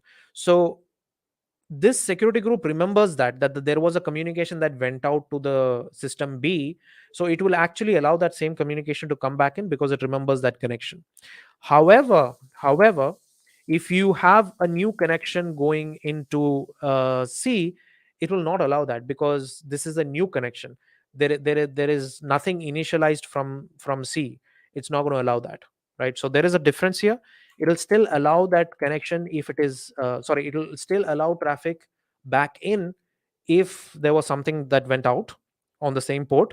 But if you're initiating a new connection, obviously if that rule is not there, it's not going to allow. The reason I said this is because network ACLs are not stateful. All right. So in network ACL, if you define an inbound rule, you also need to define an outbound rule. All right. Just because something went out on port 22 for something, it is actually not going to allow it back on port 22, because you have to specifically state both inbound and outbound separately. It is not stateful. It does not remember the connection where it went from or came from. It has to be defined separately. Now, how does a network ACL look? So if you look at this, there is a rule numbers, types, protocols, port range, source, and allow, deny. So um, let me ask this one question before I go into that.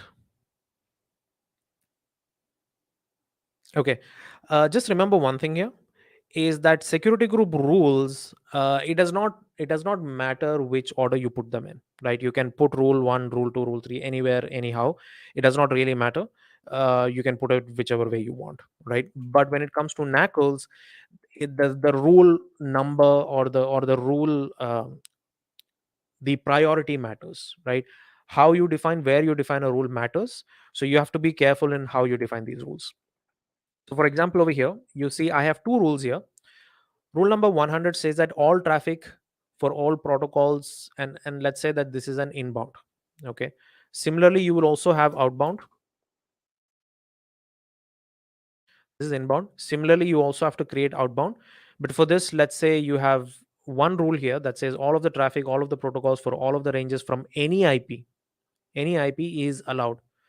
But as you can see, I also have another rule here which says that all traffic from all protocols, from all port ranges, from all IPs are denied. Why have I created two separate rules like this here? When I'm allowing the traffic, then why am I also denying the traffic? Any idea? Any reasons as to why I would want to do this? So I created a rule that says allow all of the traffic. Then I create another rule that says deny all of the traffic. Why am I doing this? And of course, here remember, because the rule priority, first rule takes priority, so obviously it is always going to allow all of the traffic. But then, here I'm also denying all of the traffic. The reason is pretty simple. Let's say I have another rule here, and okay, let's assume for a second that I have a rule here which says that rule number 100 is allow custom TCP protocol port 22 from any IP. I will deny. So if someone is trying to SSH into your instance on port 22, is it going to work in this case? Because remember, I also have an allow rule below that. From all IPs, all traffic. Is it going to allow it or is it going to deny it? Is this traffic going to be allowed or denied? So let's say I'm trying to SSH into my own instance from my own IP.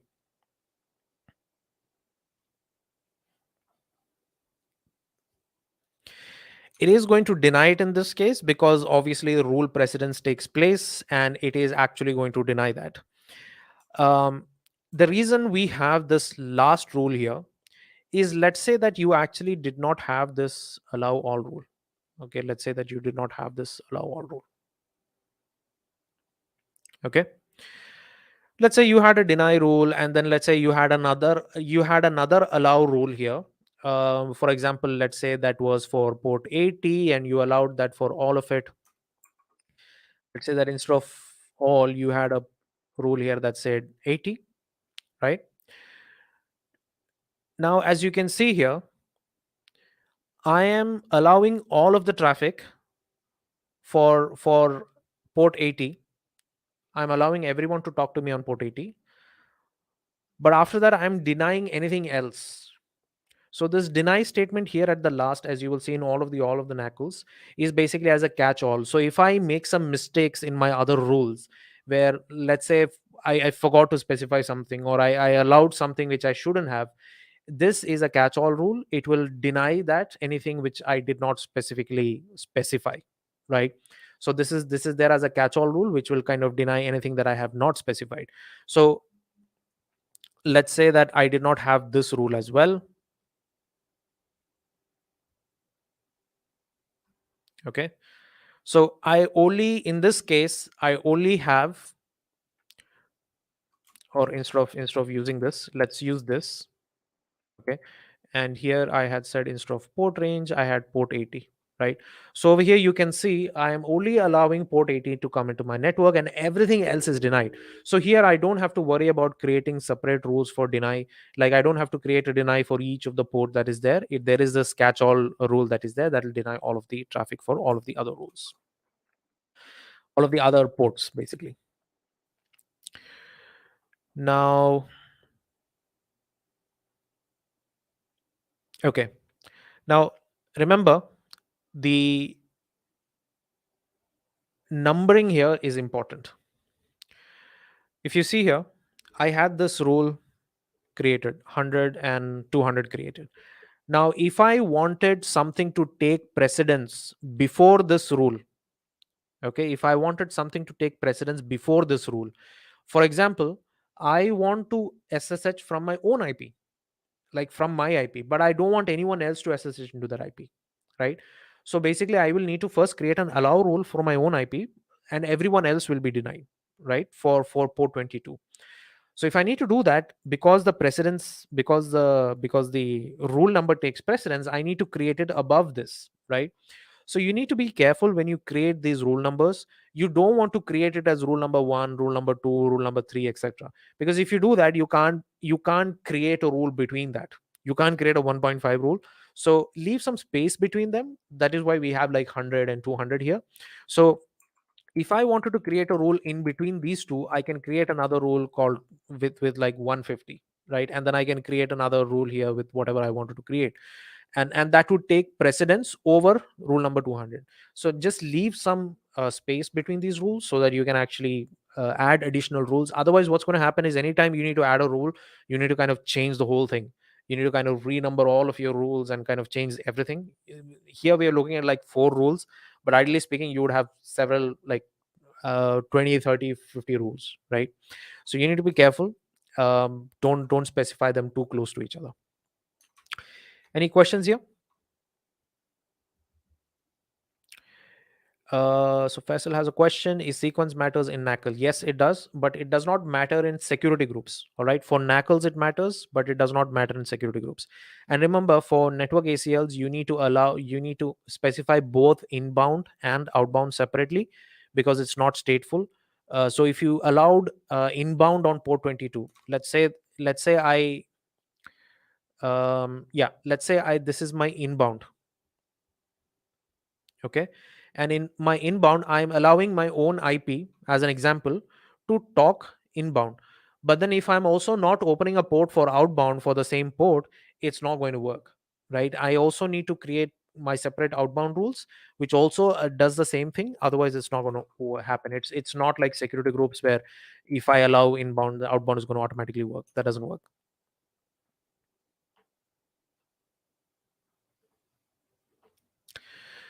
All right. Any other questions? Stateless need to traffic rules. Okay, I don't see any questions. So let's move on. Just some differences here between security groups and network ACLs. Security groups operates on the resource level. Network ACL operates on the subnet level, right? Um, in security groups, it has allow rules only because outbound is always allowed. In network ACLs, you have both allow and deny rules. Security group is stateful. So if you create a connection into port 443 and it is allowed, it will actually allow that connection back in, even if you have not specified a rule for that connection back in. All right. So it is stateful. But network ACL is stateless. So you have to specify that rule separately. Um, in security group, although the priority doesn't matter, it looks at all of the rules and then decides whether to allow it or deny. So if you actually have conflicting rules, it will kind of make a decision based on that. So mostly if there is a deny rule, it will kind of take precedence over the allow rule. All right, so it looks at all of the rules together and then it decides the action. But in network ACL, it just looks at the first rule, second rule, third rule, whichever it is allowing, it's just going to allow in it. So if you have an allow rule and then there is a deny rule after that, if you have allowed everything, the deny rule after that is pointless. It's not going to work, right? How do you select any of this when you launch something? So for your security group, when you create an instance, it'll actually ask you to select your sorry, when you launch an instance, it'll actually ask you to select your security group, right? So that is when you select your security group. But when you launch an instance, it doesn't actually allow you to select a NACL, because when you launch an instance, you are launching it into a subnet, right? And whatever NACL is applied on that subnet will apply to your instance, right? So that's the difference. So you don't need to specifically select a NACL. When you launch an instance into a subnet, if there is already a NACL applied on that subnet, those same rules will apply to the EC2 as well, because it's part of that subnet which the NACL is controlling. All right. If there are no questions here, what I will do, ephemeral port for NACL in out. I do not think um, that is there. You will have to. Okay, are you talking about the XYZ, like port number 3565 and like the other additional ports? You're talking about those kind of ephemeral ports? Is that the one that you're talking about? I think there's two Mohammeds here asking the same question. Okay, so if that's what you're talking about, no, you will still have to specify that rule, and I'll show you in the outbound that's actually allowed, so it's okay. Can EC2 instance be part of multiple security groups? No, one EC2 will be part of one security group.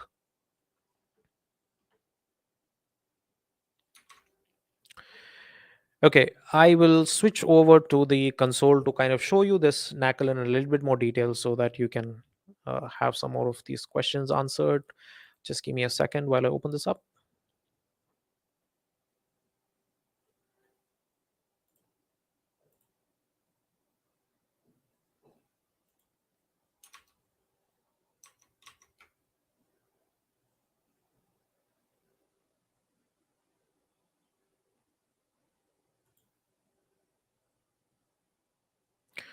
Okay, let me stop the current screen share and I will.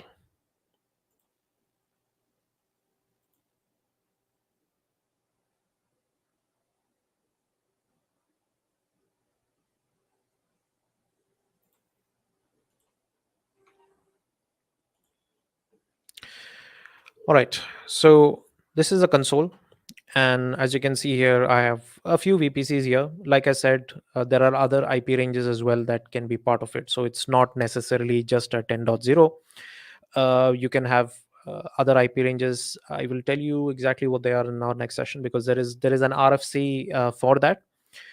Now, let's look at some route tables. So as an example here, I have a private route table. And if you look, this is where I associate my subnet. So as you can see here, I have associated this private route table with two subnets here that I had already created, which have these IP addresses. All right. So that is there. And if I look at the routes, as you can see here, I only have a single route in this private route table. Is my camera visible? All right, it's visible. All right.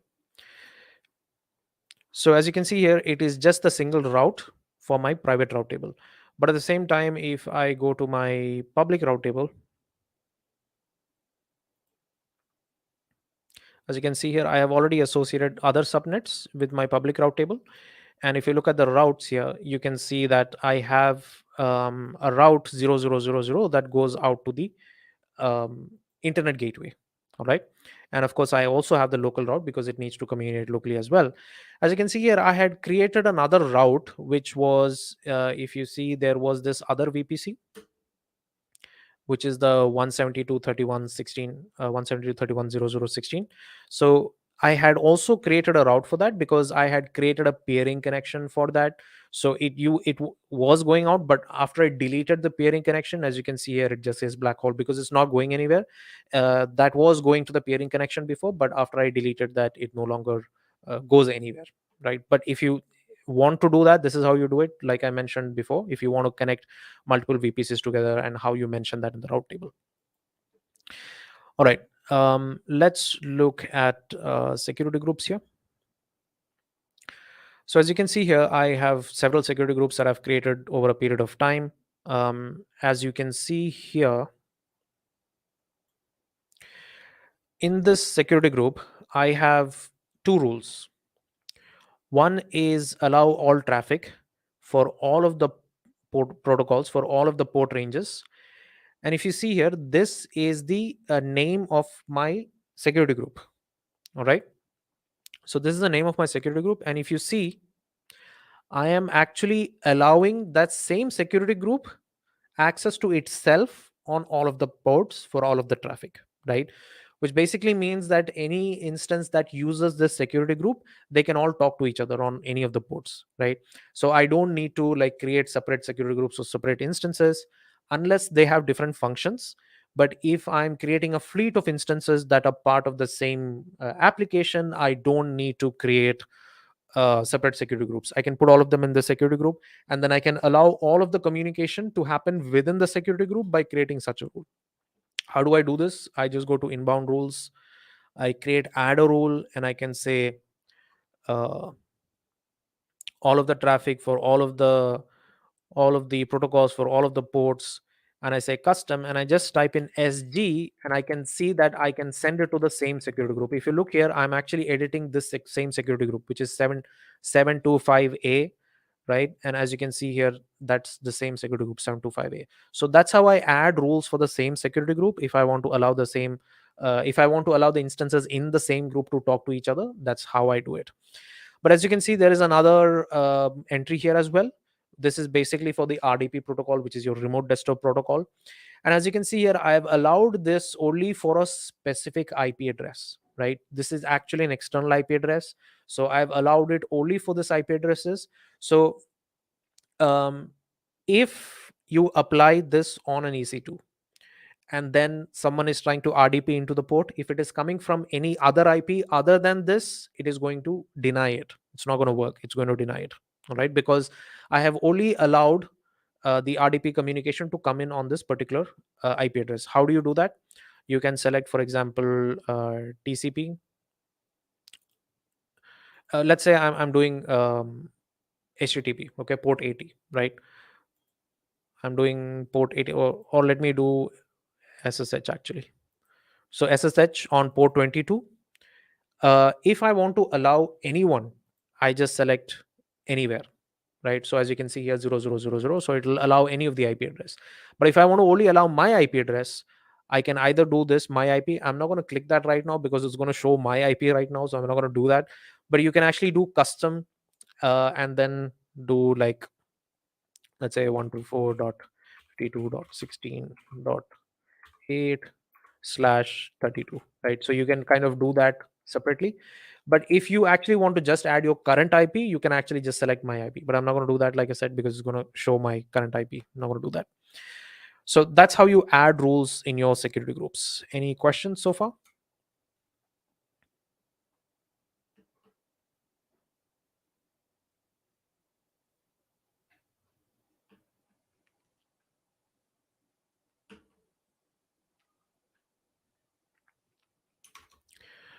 All right. Let's look at knuckles. Okay. In this case, I actually have one knuckle each for each of the VPCs that I have. So if you remember, I have like 3 VPCs here, right? And I have one knuckle for each of those VPCs. I do not think, hold on, VPC C85, 177. Yeah, so all these are 3 different VPCs, and I have like one knuckle for each of them. I'm going to actually show you a knuckle for one of the VPCs, which is actually meant for VPN.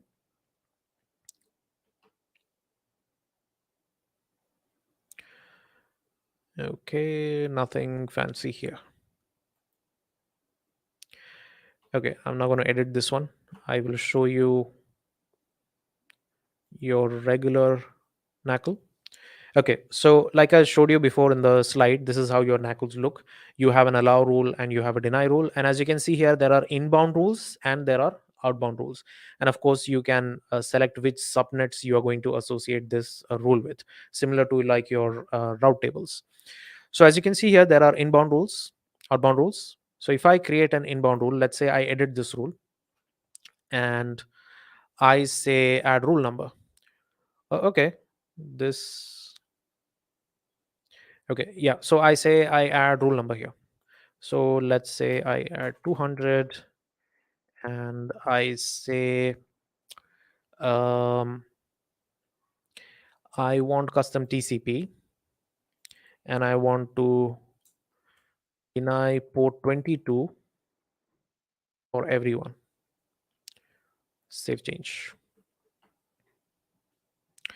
Okay. So as you can see here, there are a couple of rules here that allows you to come in on all of the ports, and I have denied port 22. Can I SSH into port 22 on any of the instance that is part of the subnet that is using this NACL? Can I SSH into any of the instances, guys?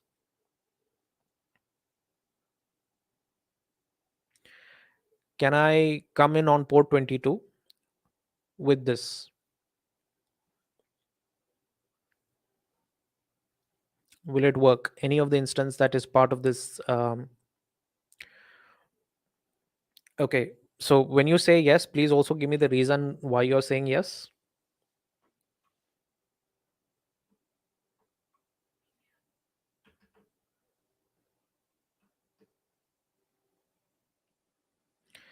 All right.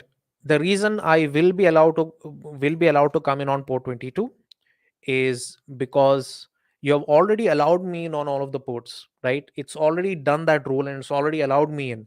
Now it's not going to bother with the second rule, right? So if port 22 comes in, it looks at the first rule, you've already allowed it in. So it doesn't matter what you specify after that, right?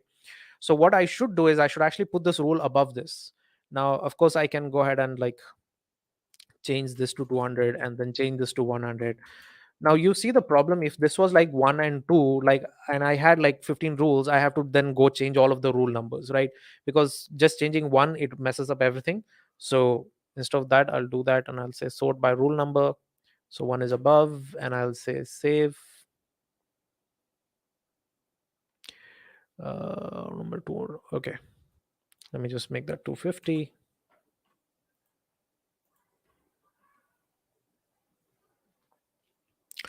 All right, now I will be denied access, right? If I come in on port 22. But I have a question here. I need, let's say my IP is 1.2.3.4. That's my IP. I want to SSH into my own systems that are part of this NACL. Where do I put this rule? I want to come in on port 22 into my own NACL, into my own network, and I want to SSH into my own network. Where do I add this rule?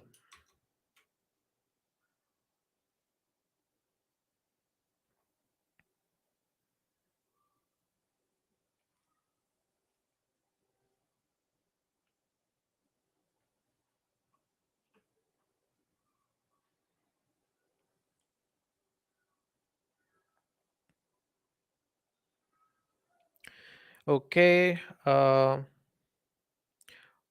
Faisal says rule number 99. I wouldn't want to do 99 because what if I want a rule between 99 and 100, right?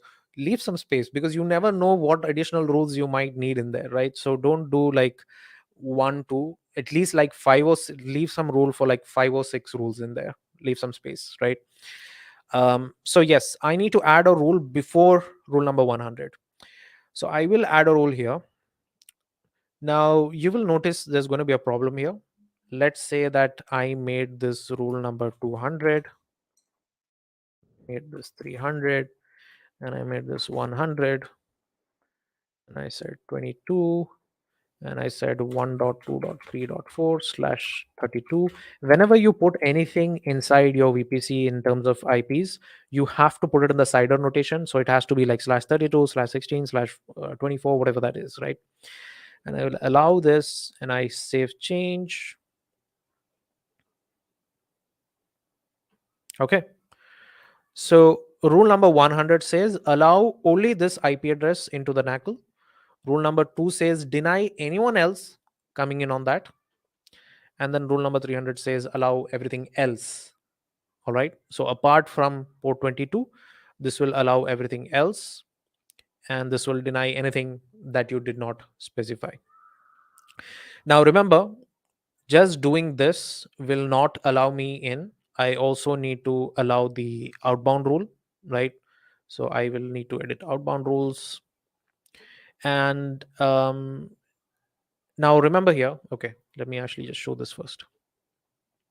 For the outbound rule, again, all of the traffic is allowed by default. So the question about ephemeral ports, it already works here because you've already allowed all of the outbound rules. Okay.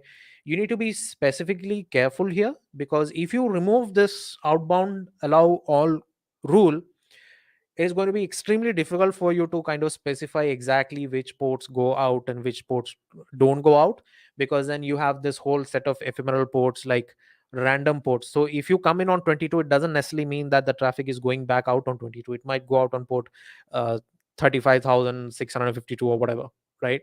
So in those cases, this is kind of okay, because you need to allow outbound all.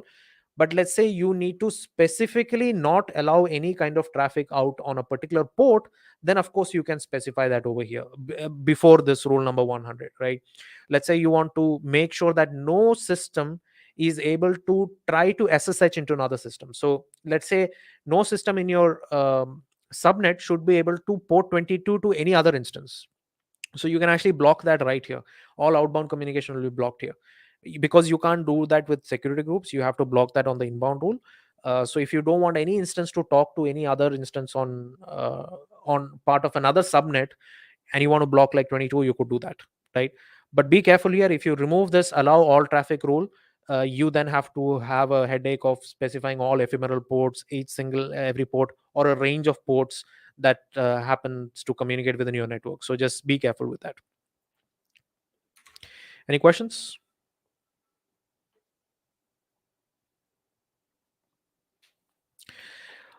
All right. What I want to do is,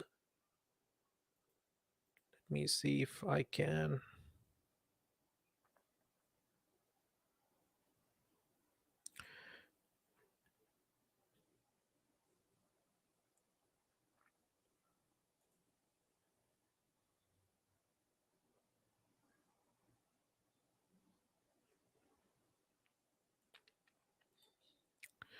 All right.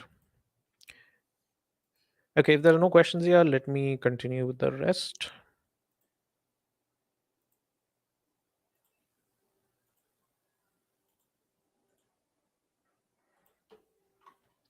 All right.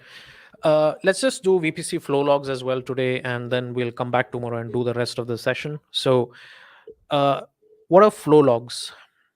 It is a way which you can kind of monitor the communication that is happening inside your network, inside your VPC network.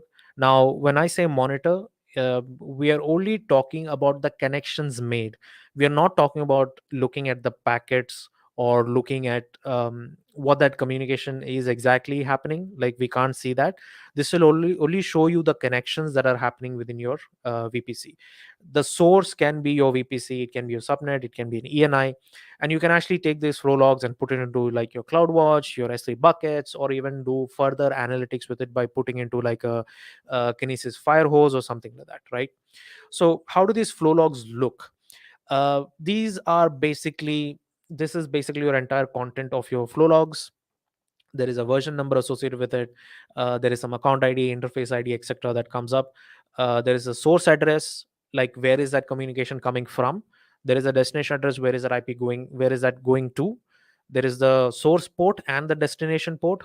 Again, source port is sometimes ephemeral. There is a protocol that is being used. What are the packets? How many packets were sent? How many bytes were sent? What was this is the Unix time format for the start and end time, and what that action was, whether it was accept, and whether it was logged or not. Okay. Now, um, let's take an example of this communication. Now, hold on. I will need to share my entire screen for this. So just give me 1 second.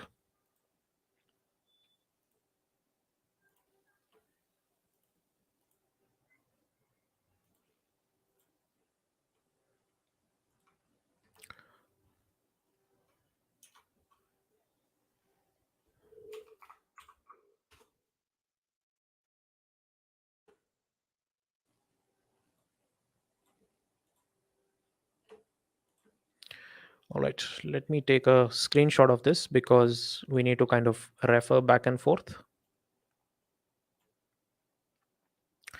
All right. So we have an example over here. And I'm just trying to show you how the flow logs look in the example, right?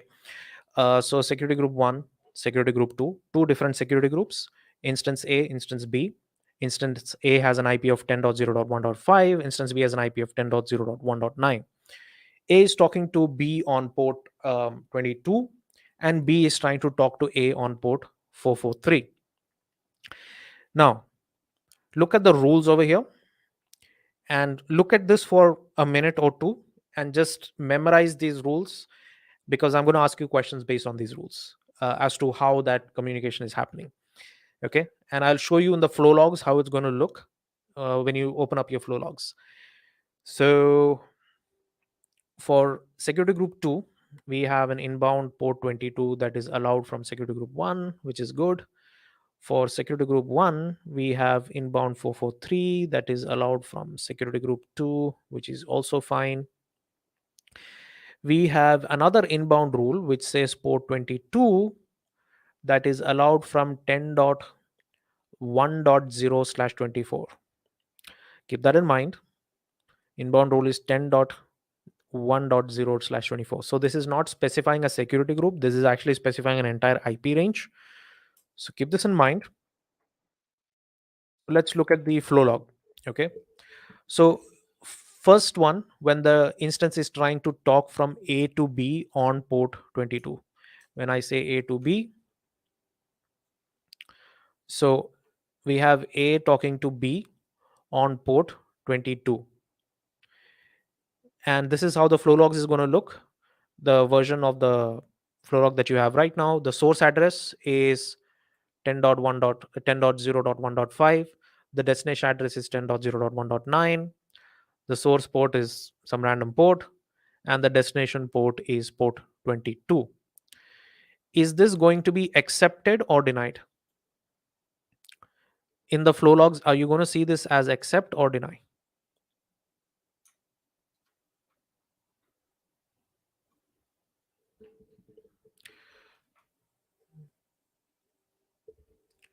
Just give me 1 second.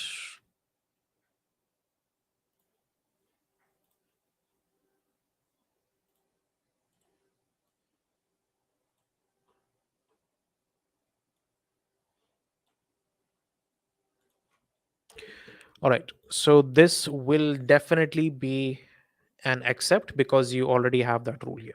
So this is what you're going to see in your flow logs. Now, the second part, which is instance B to A talking to on port 443. If I were to bring this back up, instance B to A on port 443, that is also going to be an accept. This is how your flow logs is going to look because you have already allowed that on the security group. Now, let's say B is trying to talk to A on port 22. Okay. B is trying to talk to A on port 22. So the source IP address is 10.0.1.9, 10.0.1.9, destination address 10.0.1.5, and the communication is on port 22. Is this going to be allowed or denied?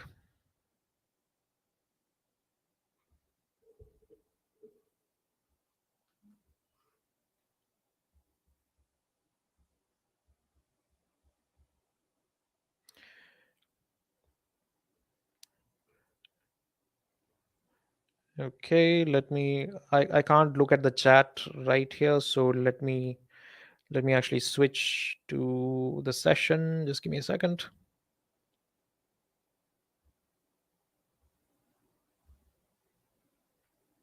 I think Yeah, the it's audience is saying deny. Most of the people are saying it's going to be denied because given range is not same as the instance range.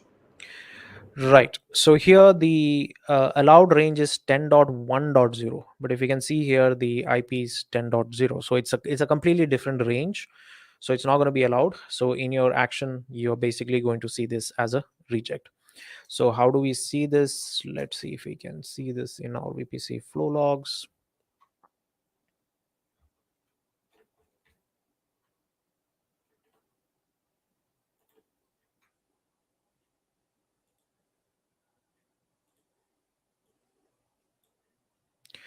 So I can create a flow log here, and basically I'll put this as test, and I can say whether I want to see accept, reject, or all. And I can send it to CloudWatch, I can send it to S3 bucket or Kinesis, and I can make it part of the, because it's CloudWatch logs, I can send it to a particular CloudWatch log group. I can select what role I need and all of that. And once you create this flow log, essentially it is going to look like something like what I just showed you here. Of course, there are going to be multiple lines, so you have to be like, you have to go through each of this, but that is essentially what a flow log allows you to see basically. Okay. I want to stop here maybe for today, or Sanchit, should we continue? No, I think we are good. Looking at we are almost across 2 hours, so I think we can pause today, as you said, and then we can continue tomorrow. All right.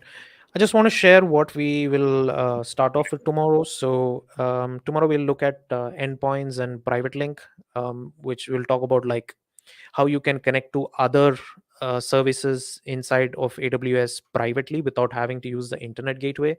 We'll talk about things like interface endpoints, how you connect other services to your services again privately without having to go through the internet gateway. We'll talk about private link, how you can use other services. We'll talk about like VPN, how you can use hardware VPN or client VPN, etc. And of course, there are a few more additional things like mentioned in the beginning of our session, which if I can go back. Yeah, so then we look at VPN, WAF, gateway load balancer, network firewall, traffic inspection. So these 1, 2, 3, 4, 5, 6, 7. Yeah, about 7 topics we'll cover tomorrow. All right, let me see if I can stop my screen share.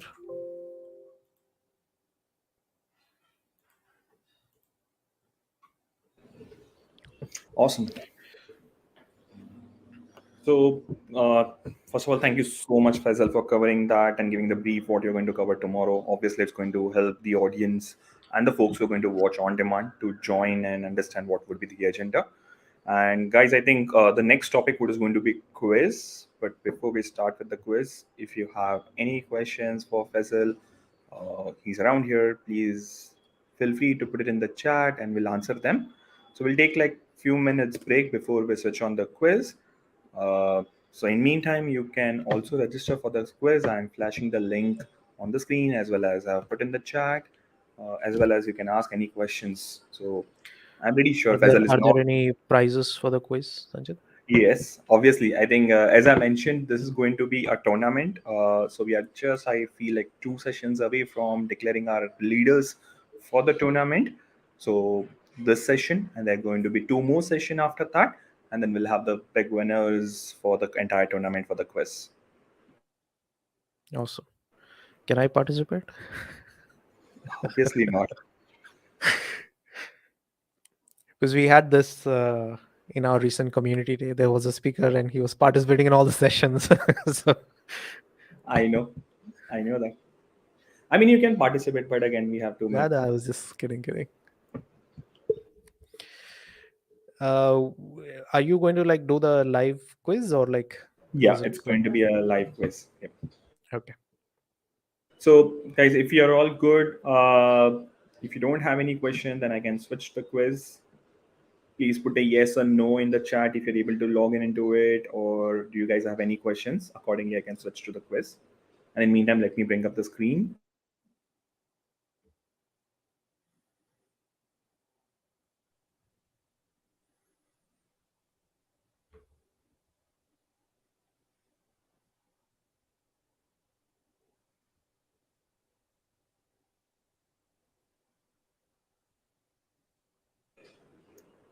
So I think let me do one thing. Let me start with the quiz. And again, Faisal is around. So if you have any question, you can put in the chat. But let me start with the quiz.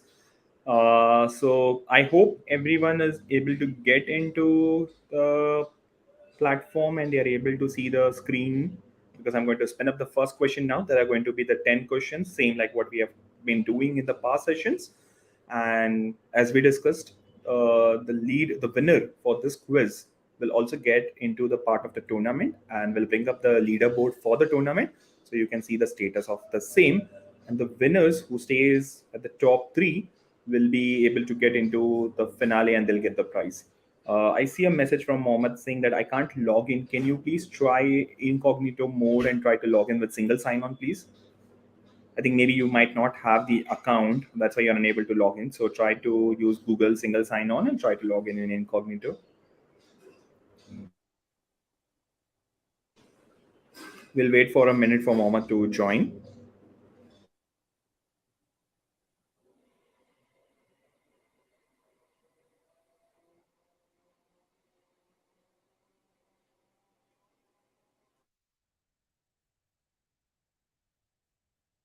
And also, I know Faisal has covered multiple stuff around IP addresses, CIDR, and all, right? I'll also put, as I mentioned, his video is very famous when it comes to VPC masterclass. So I'm going to do the same after the session in the form of the comment of this video. I'm going to put the link of his session of his YouTube. So please ensure that you subscribe as well as go and watch, so you'll get some more better understanding. And then if you connect this session, I'm pretty sure you'll get the concept what he's trying to explain, in case if you are able to miss any of the topics. And again, for the folks who are watching this on demand, obviously you will not able to play the quiz with us. But in case if you're watching it in a recording form on demand, please put the questions in the chat, in the comments of the YouTube video. Faisal is around, or if you're already part of Slack, Mumbai or Hyderabad Discord, you can obviously reach out to Faisal there too. So I assume we all are all set now to play the quiz. So let me spin up with the first question for today. Here we have the first question coming up soon. You can accelerate your application by adding a second internet gateway to your VPC. You can accelerate your application by adding a second internet gateway to your VPC. True or false? The answer is false. Seven guys have given the right answer, and we can see on eight people have given the right answer, and we can see the leaderboard. Akhilan at top, Prasanna is second, and Faisal is third. Here we go for the second question. When you create a new security group, all outbound traffic is allowed by default. I'm pretty sure Faisal did cover up this topic. When you create a new security group, all outbound traffic is allowed by default. The answer is true, and the answer is false, and we can see that three participants have given that right answer. I think the question was, I think the answer was true Yeah, because I think there it's, was some change. I'll make the change. yeah. By default, instance in the subnet in a custom VPC can communicate with each other.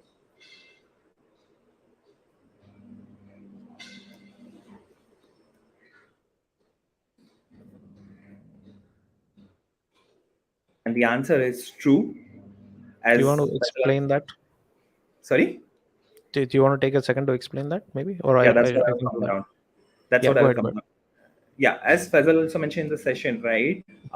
One is that you can by default communicate to each other unless you have the explicit rules defined in the NECL, in the network access control list. If you define that disable continuate, each or anyone can communicate across the subnets kinds of stuff. So that is the case. That by default, when you create a subnet, it is allow the communication unless you explicitly define the rules to disable it. Going towards the next question. Your IT security team has mandated that all traffic flowing in and out of EC2 instance needs to be monitored. Which of the following AWS service can help you to achieve that? Trusted advisor, CloudWatch Metrics, CloudTrail, VPC Flowlog. The answer is VPC Flowlog, as 9 participants have given the right answer. Right, we can see 10 participants have given the right answer of VPC Flowlog. So we'll move to the next one. The fifth question for today's quiz. What is the maximum size of the CIDR block you can have for a VPC? What is the maximum size of the CIDR block you can have for a VPC? 16, 32, 28, 10.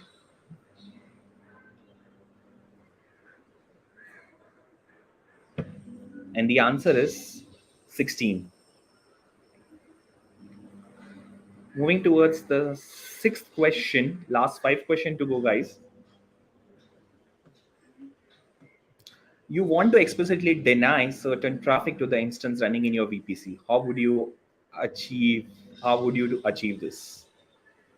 You want to explicitly deny certain traffic to the instance running in your VPC. How do you achieve this? Using NECL.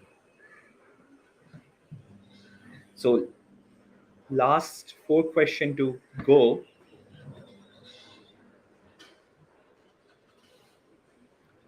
How can your VPC talk with DynamoDB directly without internet access?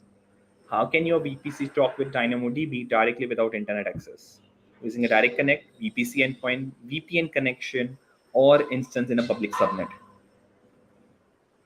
And the right answer is VPC endpoint. So I don't need to cover this tomorrow? I think everybody knows. Seems like.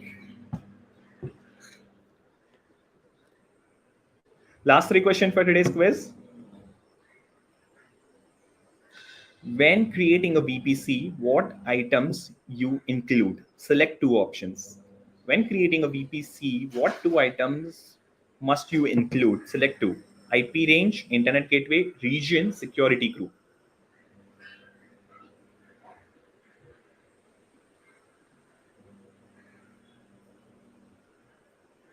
And the right answer is A and C, which was region and the range.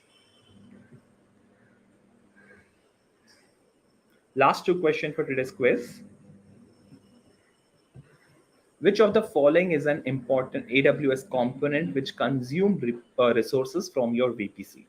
Which of the following is an AWS component which consumes resources from your VPC? Internet gateway, elastic IP, gateway VPC endpoint, net gateway.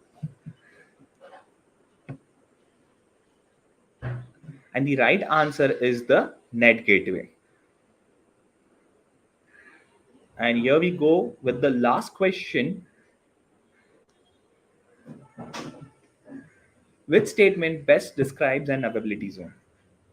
Which statement best describes an availability zone? A fully isolated portion of AWS global infrastructure, a separate geographical location, a site of CloudFront uses cache copy the server from CloudFront.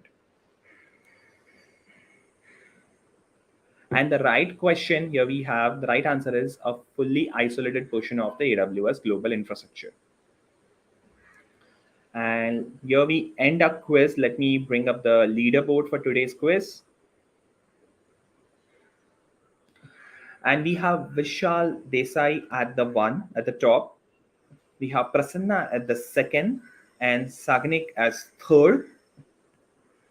So these are the winners, the first 3 winners of today's quiz. Let me also bring up our tournament leaderboard. So bring up the tournament leaderboard, Arvind remains at the top for all the quiz we had so far for the tournament. Prasanna has moved to second and Akhilan has moved to third. We see Rohan has moved to fourth and Saknik as fifth. So the difference between first and 2 is more, but the remaining second, third, fourth, fifth is very less. So please guys join for the remaining 2 sessions. I'm pretty sure there is going to be a big change that's coming out in this leaderboard in the upcoming sessions. So that's all we have from the quiz. If you guys have any questions for Faizal or for me, please put it in the chat. We'll be happy to answer. If not, then we'll have our part 2 for this network level security tomorrow at 10:30 a.m. IST. The link is already in the chat, but let me share it once again with you guys. Give me a second.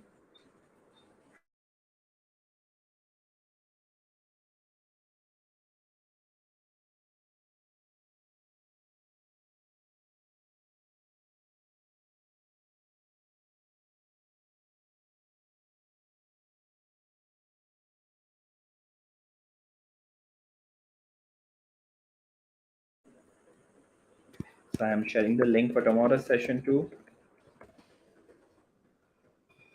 Yes, so I think there is one interesting question.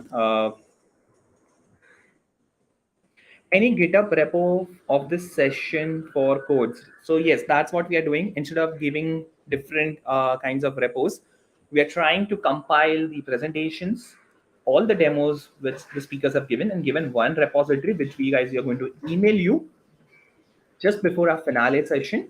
And for that, we need your email address so we can reach out to you guys. And in order to do that, you guys have to register on this link. So if you're not part of this bootcamp yet, we're not able to share it unless you have to reach out to us, and then we'll have to do explicitly. But if you have already registered, then you will receive it before our finale session. And again, the link for tomorrow's session is this. I would request you to please bookmark it, and we'll have the session at 10:30 a.m. IST tomorrow. There's one more question: how to use Terraform to implement the security measures? Faisal, do you want to answer that? Well, Terraform or CloudFormation or any of those kind of infrastructure as code, um, you are basically writing down what you need and how you connect those services, right? So the answer, can you? Yes, you can. How do you do it? That's another Terraform session to actually conduct.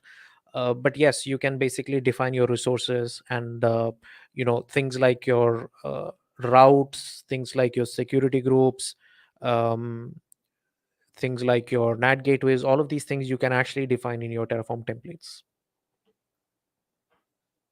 And just to add, I think as Faisal mentioned, the AWS also have released a module, AWS underscore VPC for Terraform, which also you can implement to design your entire infrastructure, like the whatever Faisal covered, the subnets, the security groups, NECL or VPC.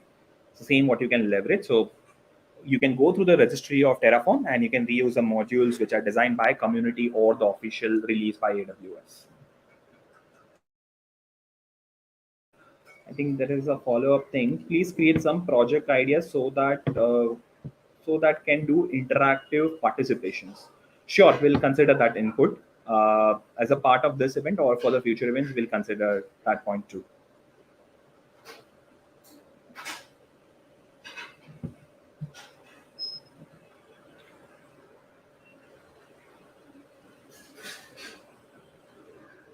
How to participate that community competition? Could you please elaborate which competition are you referring here? I think it's talking about the entire leaderboard and all of those quizzes that you had part of the boot camp. Okay, so I think what you have to do is you have to just register for this quiz and for the security boot camp. If you're referring to this particular series or the event what we are having, okay, you're referring to the leaderboard. Yes, so there's a quiz which we do after every session. So you have to join and play the quiz, and that's how you'll by default get into the competition. So we just played the quiz, I think 5 minutes back, and that's how we are doing it. The same leaderboard for the boot camp is nothing but all the consolidated quiz we had from the first session. That is that leaderboard. So this people who are at the top have been with us from the first session. Yeah, so that competition is nothing but the quiz. So that I think the leaderboard you are referring, or the leaderboard which I showed, is nothing but the quiz which we have done after from our first session till date. And that consolidated is that leaderboard of the boot camp, which is we are calling as a tournament. So again, there are 3 more sessions. You can still get your chance to get into it if you answer all the questions right. It's not late, so you do participate.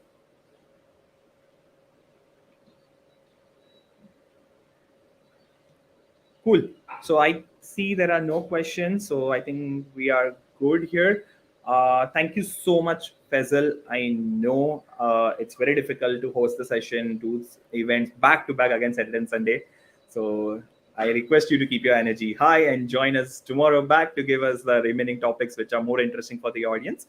And as I promised to you guys, the video I'm going to put it right after the session is done of Faisal about the VPC. So please do subscribe and spend some time to go to that video. It's going to help you for your session tomorrow, as well as join us tomorrow for the quiz. We are just left with 2 sessions for the series. It's pretty much close to a finale. So don't miss the chance to get recognized in that finale session. So that's what we have from today's session. I hope to see you tomorrow. Thank you.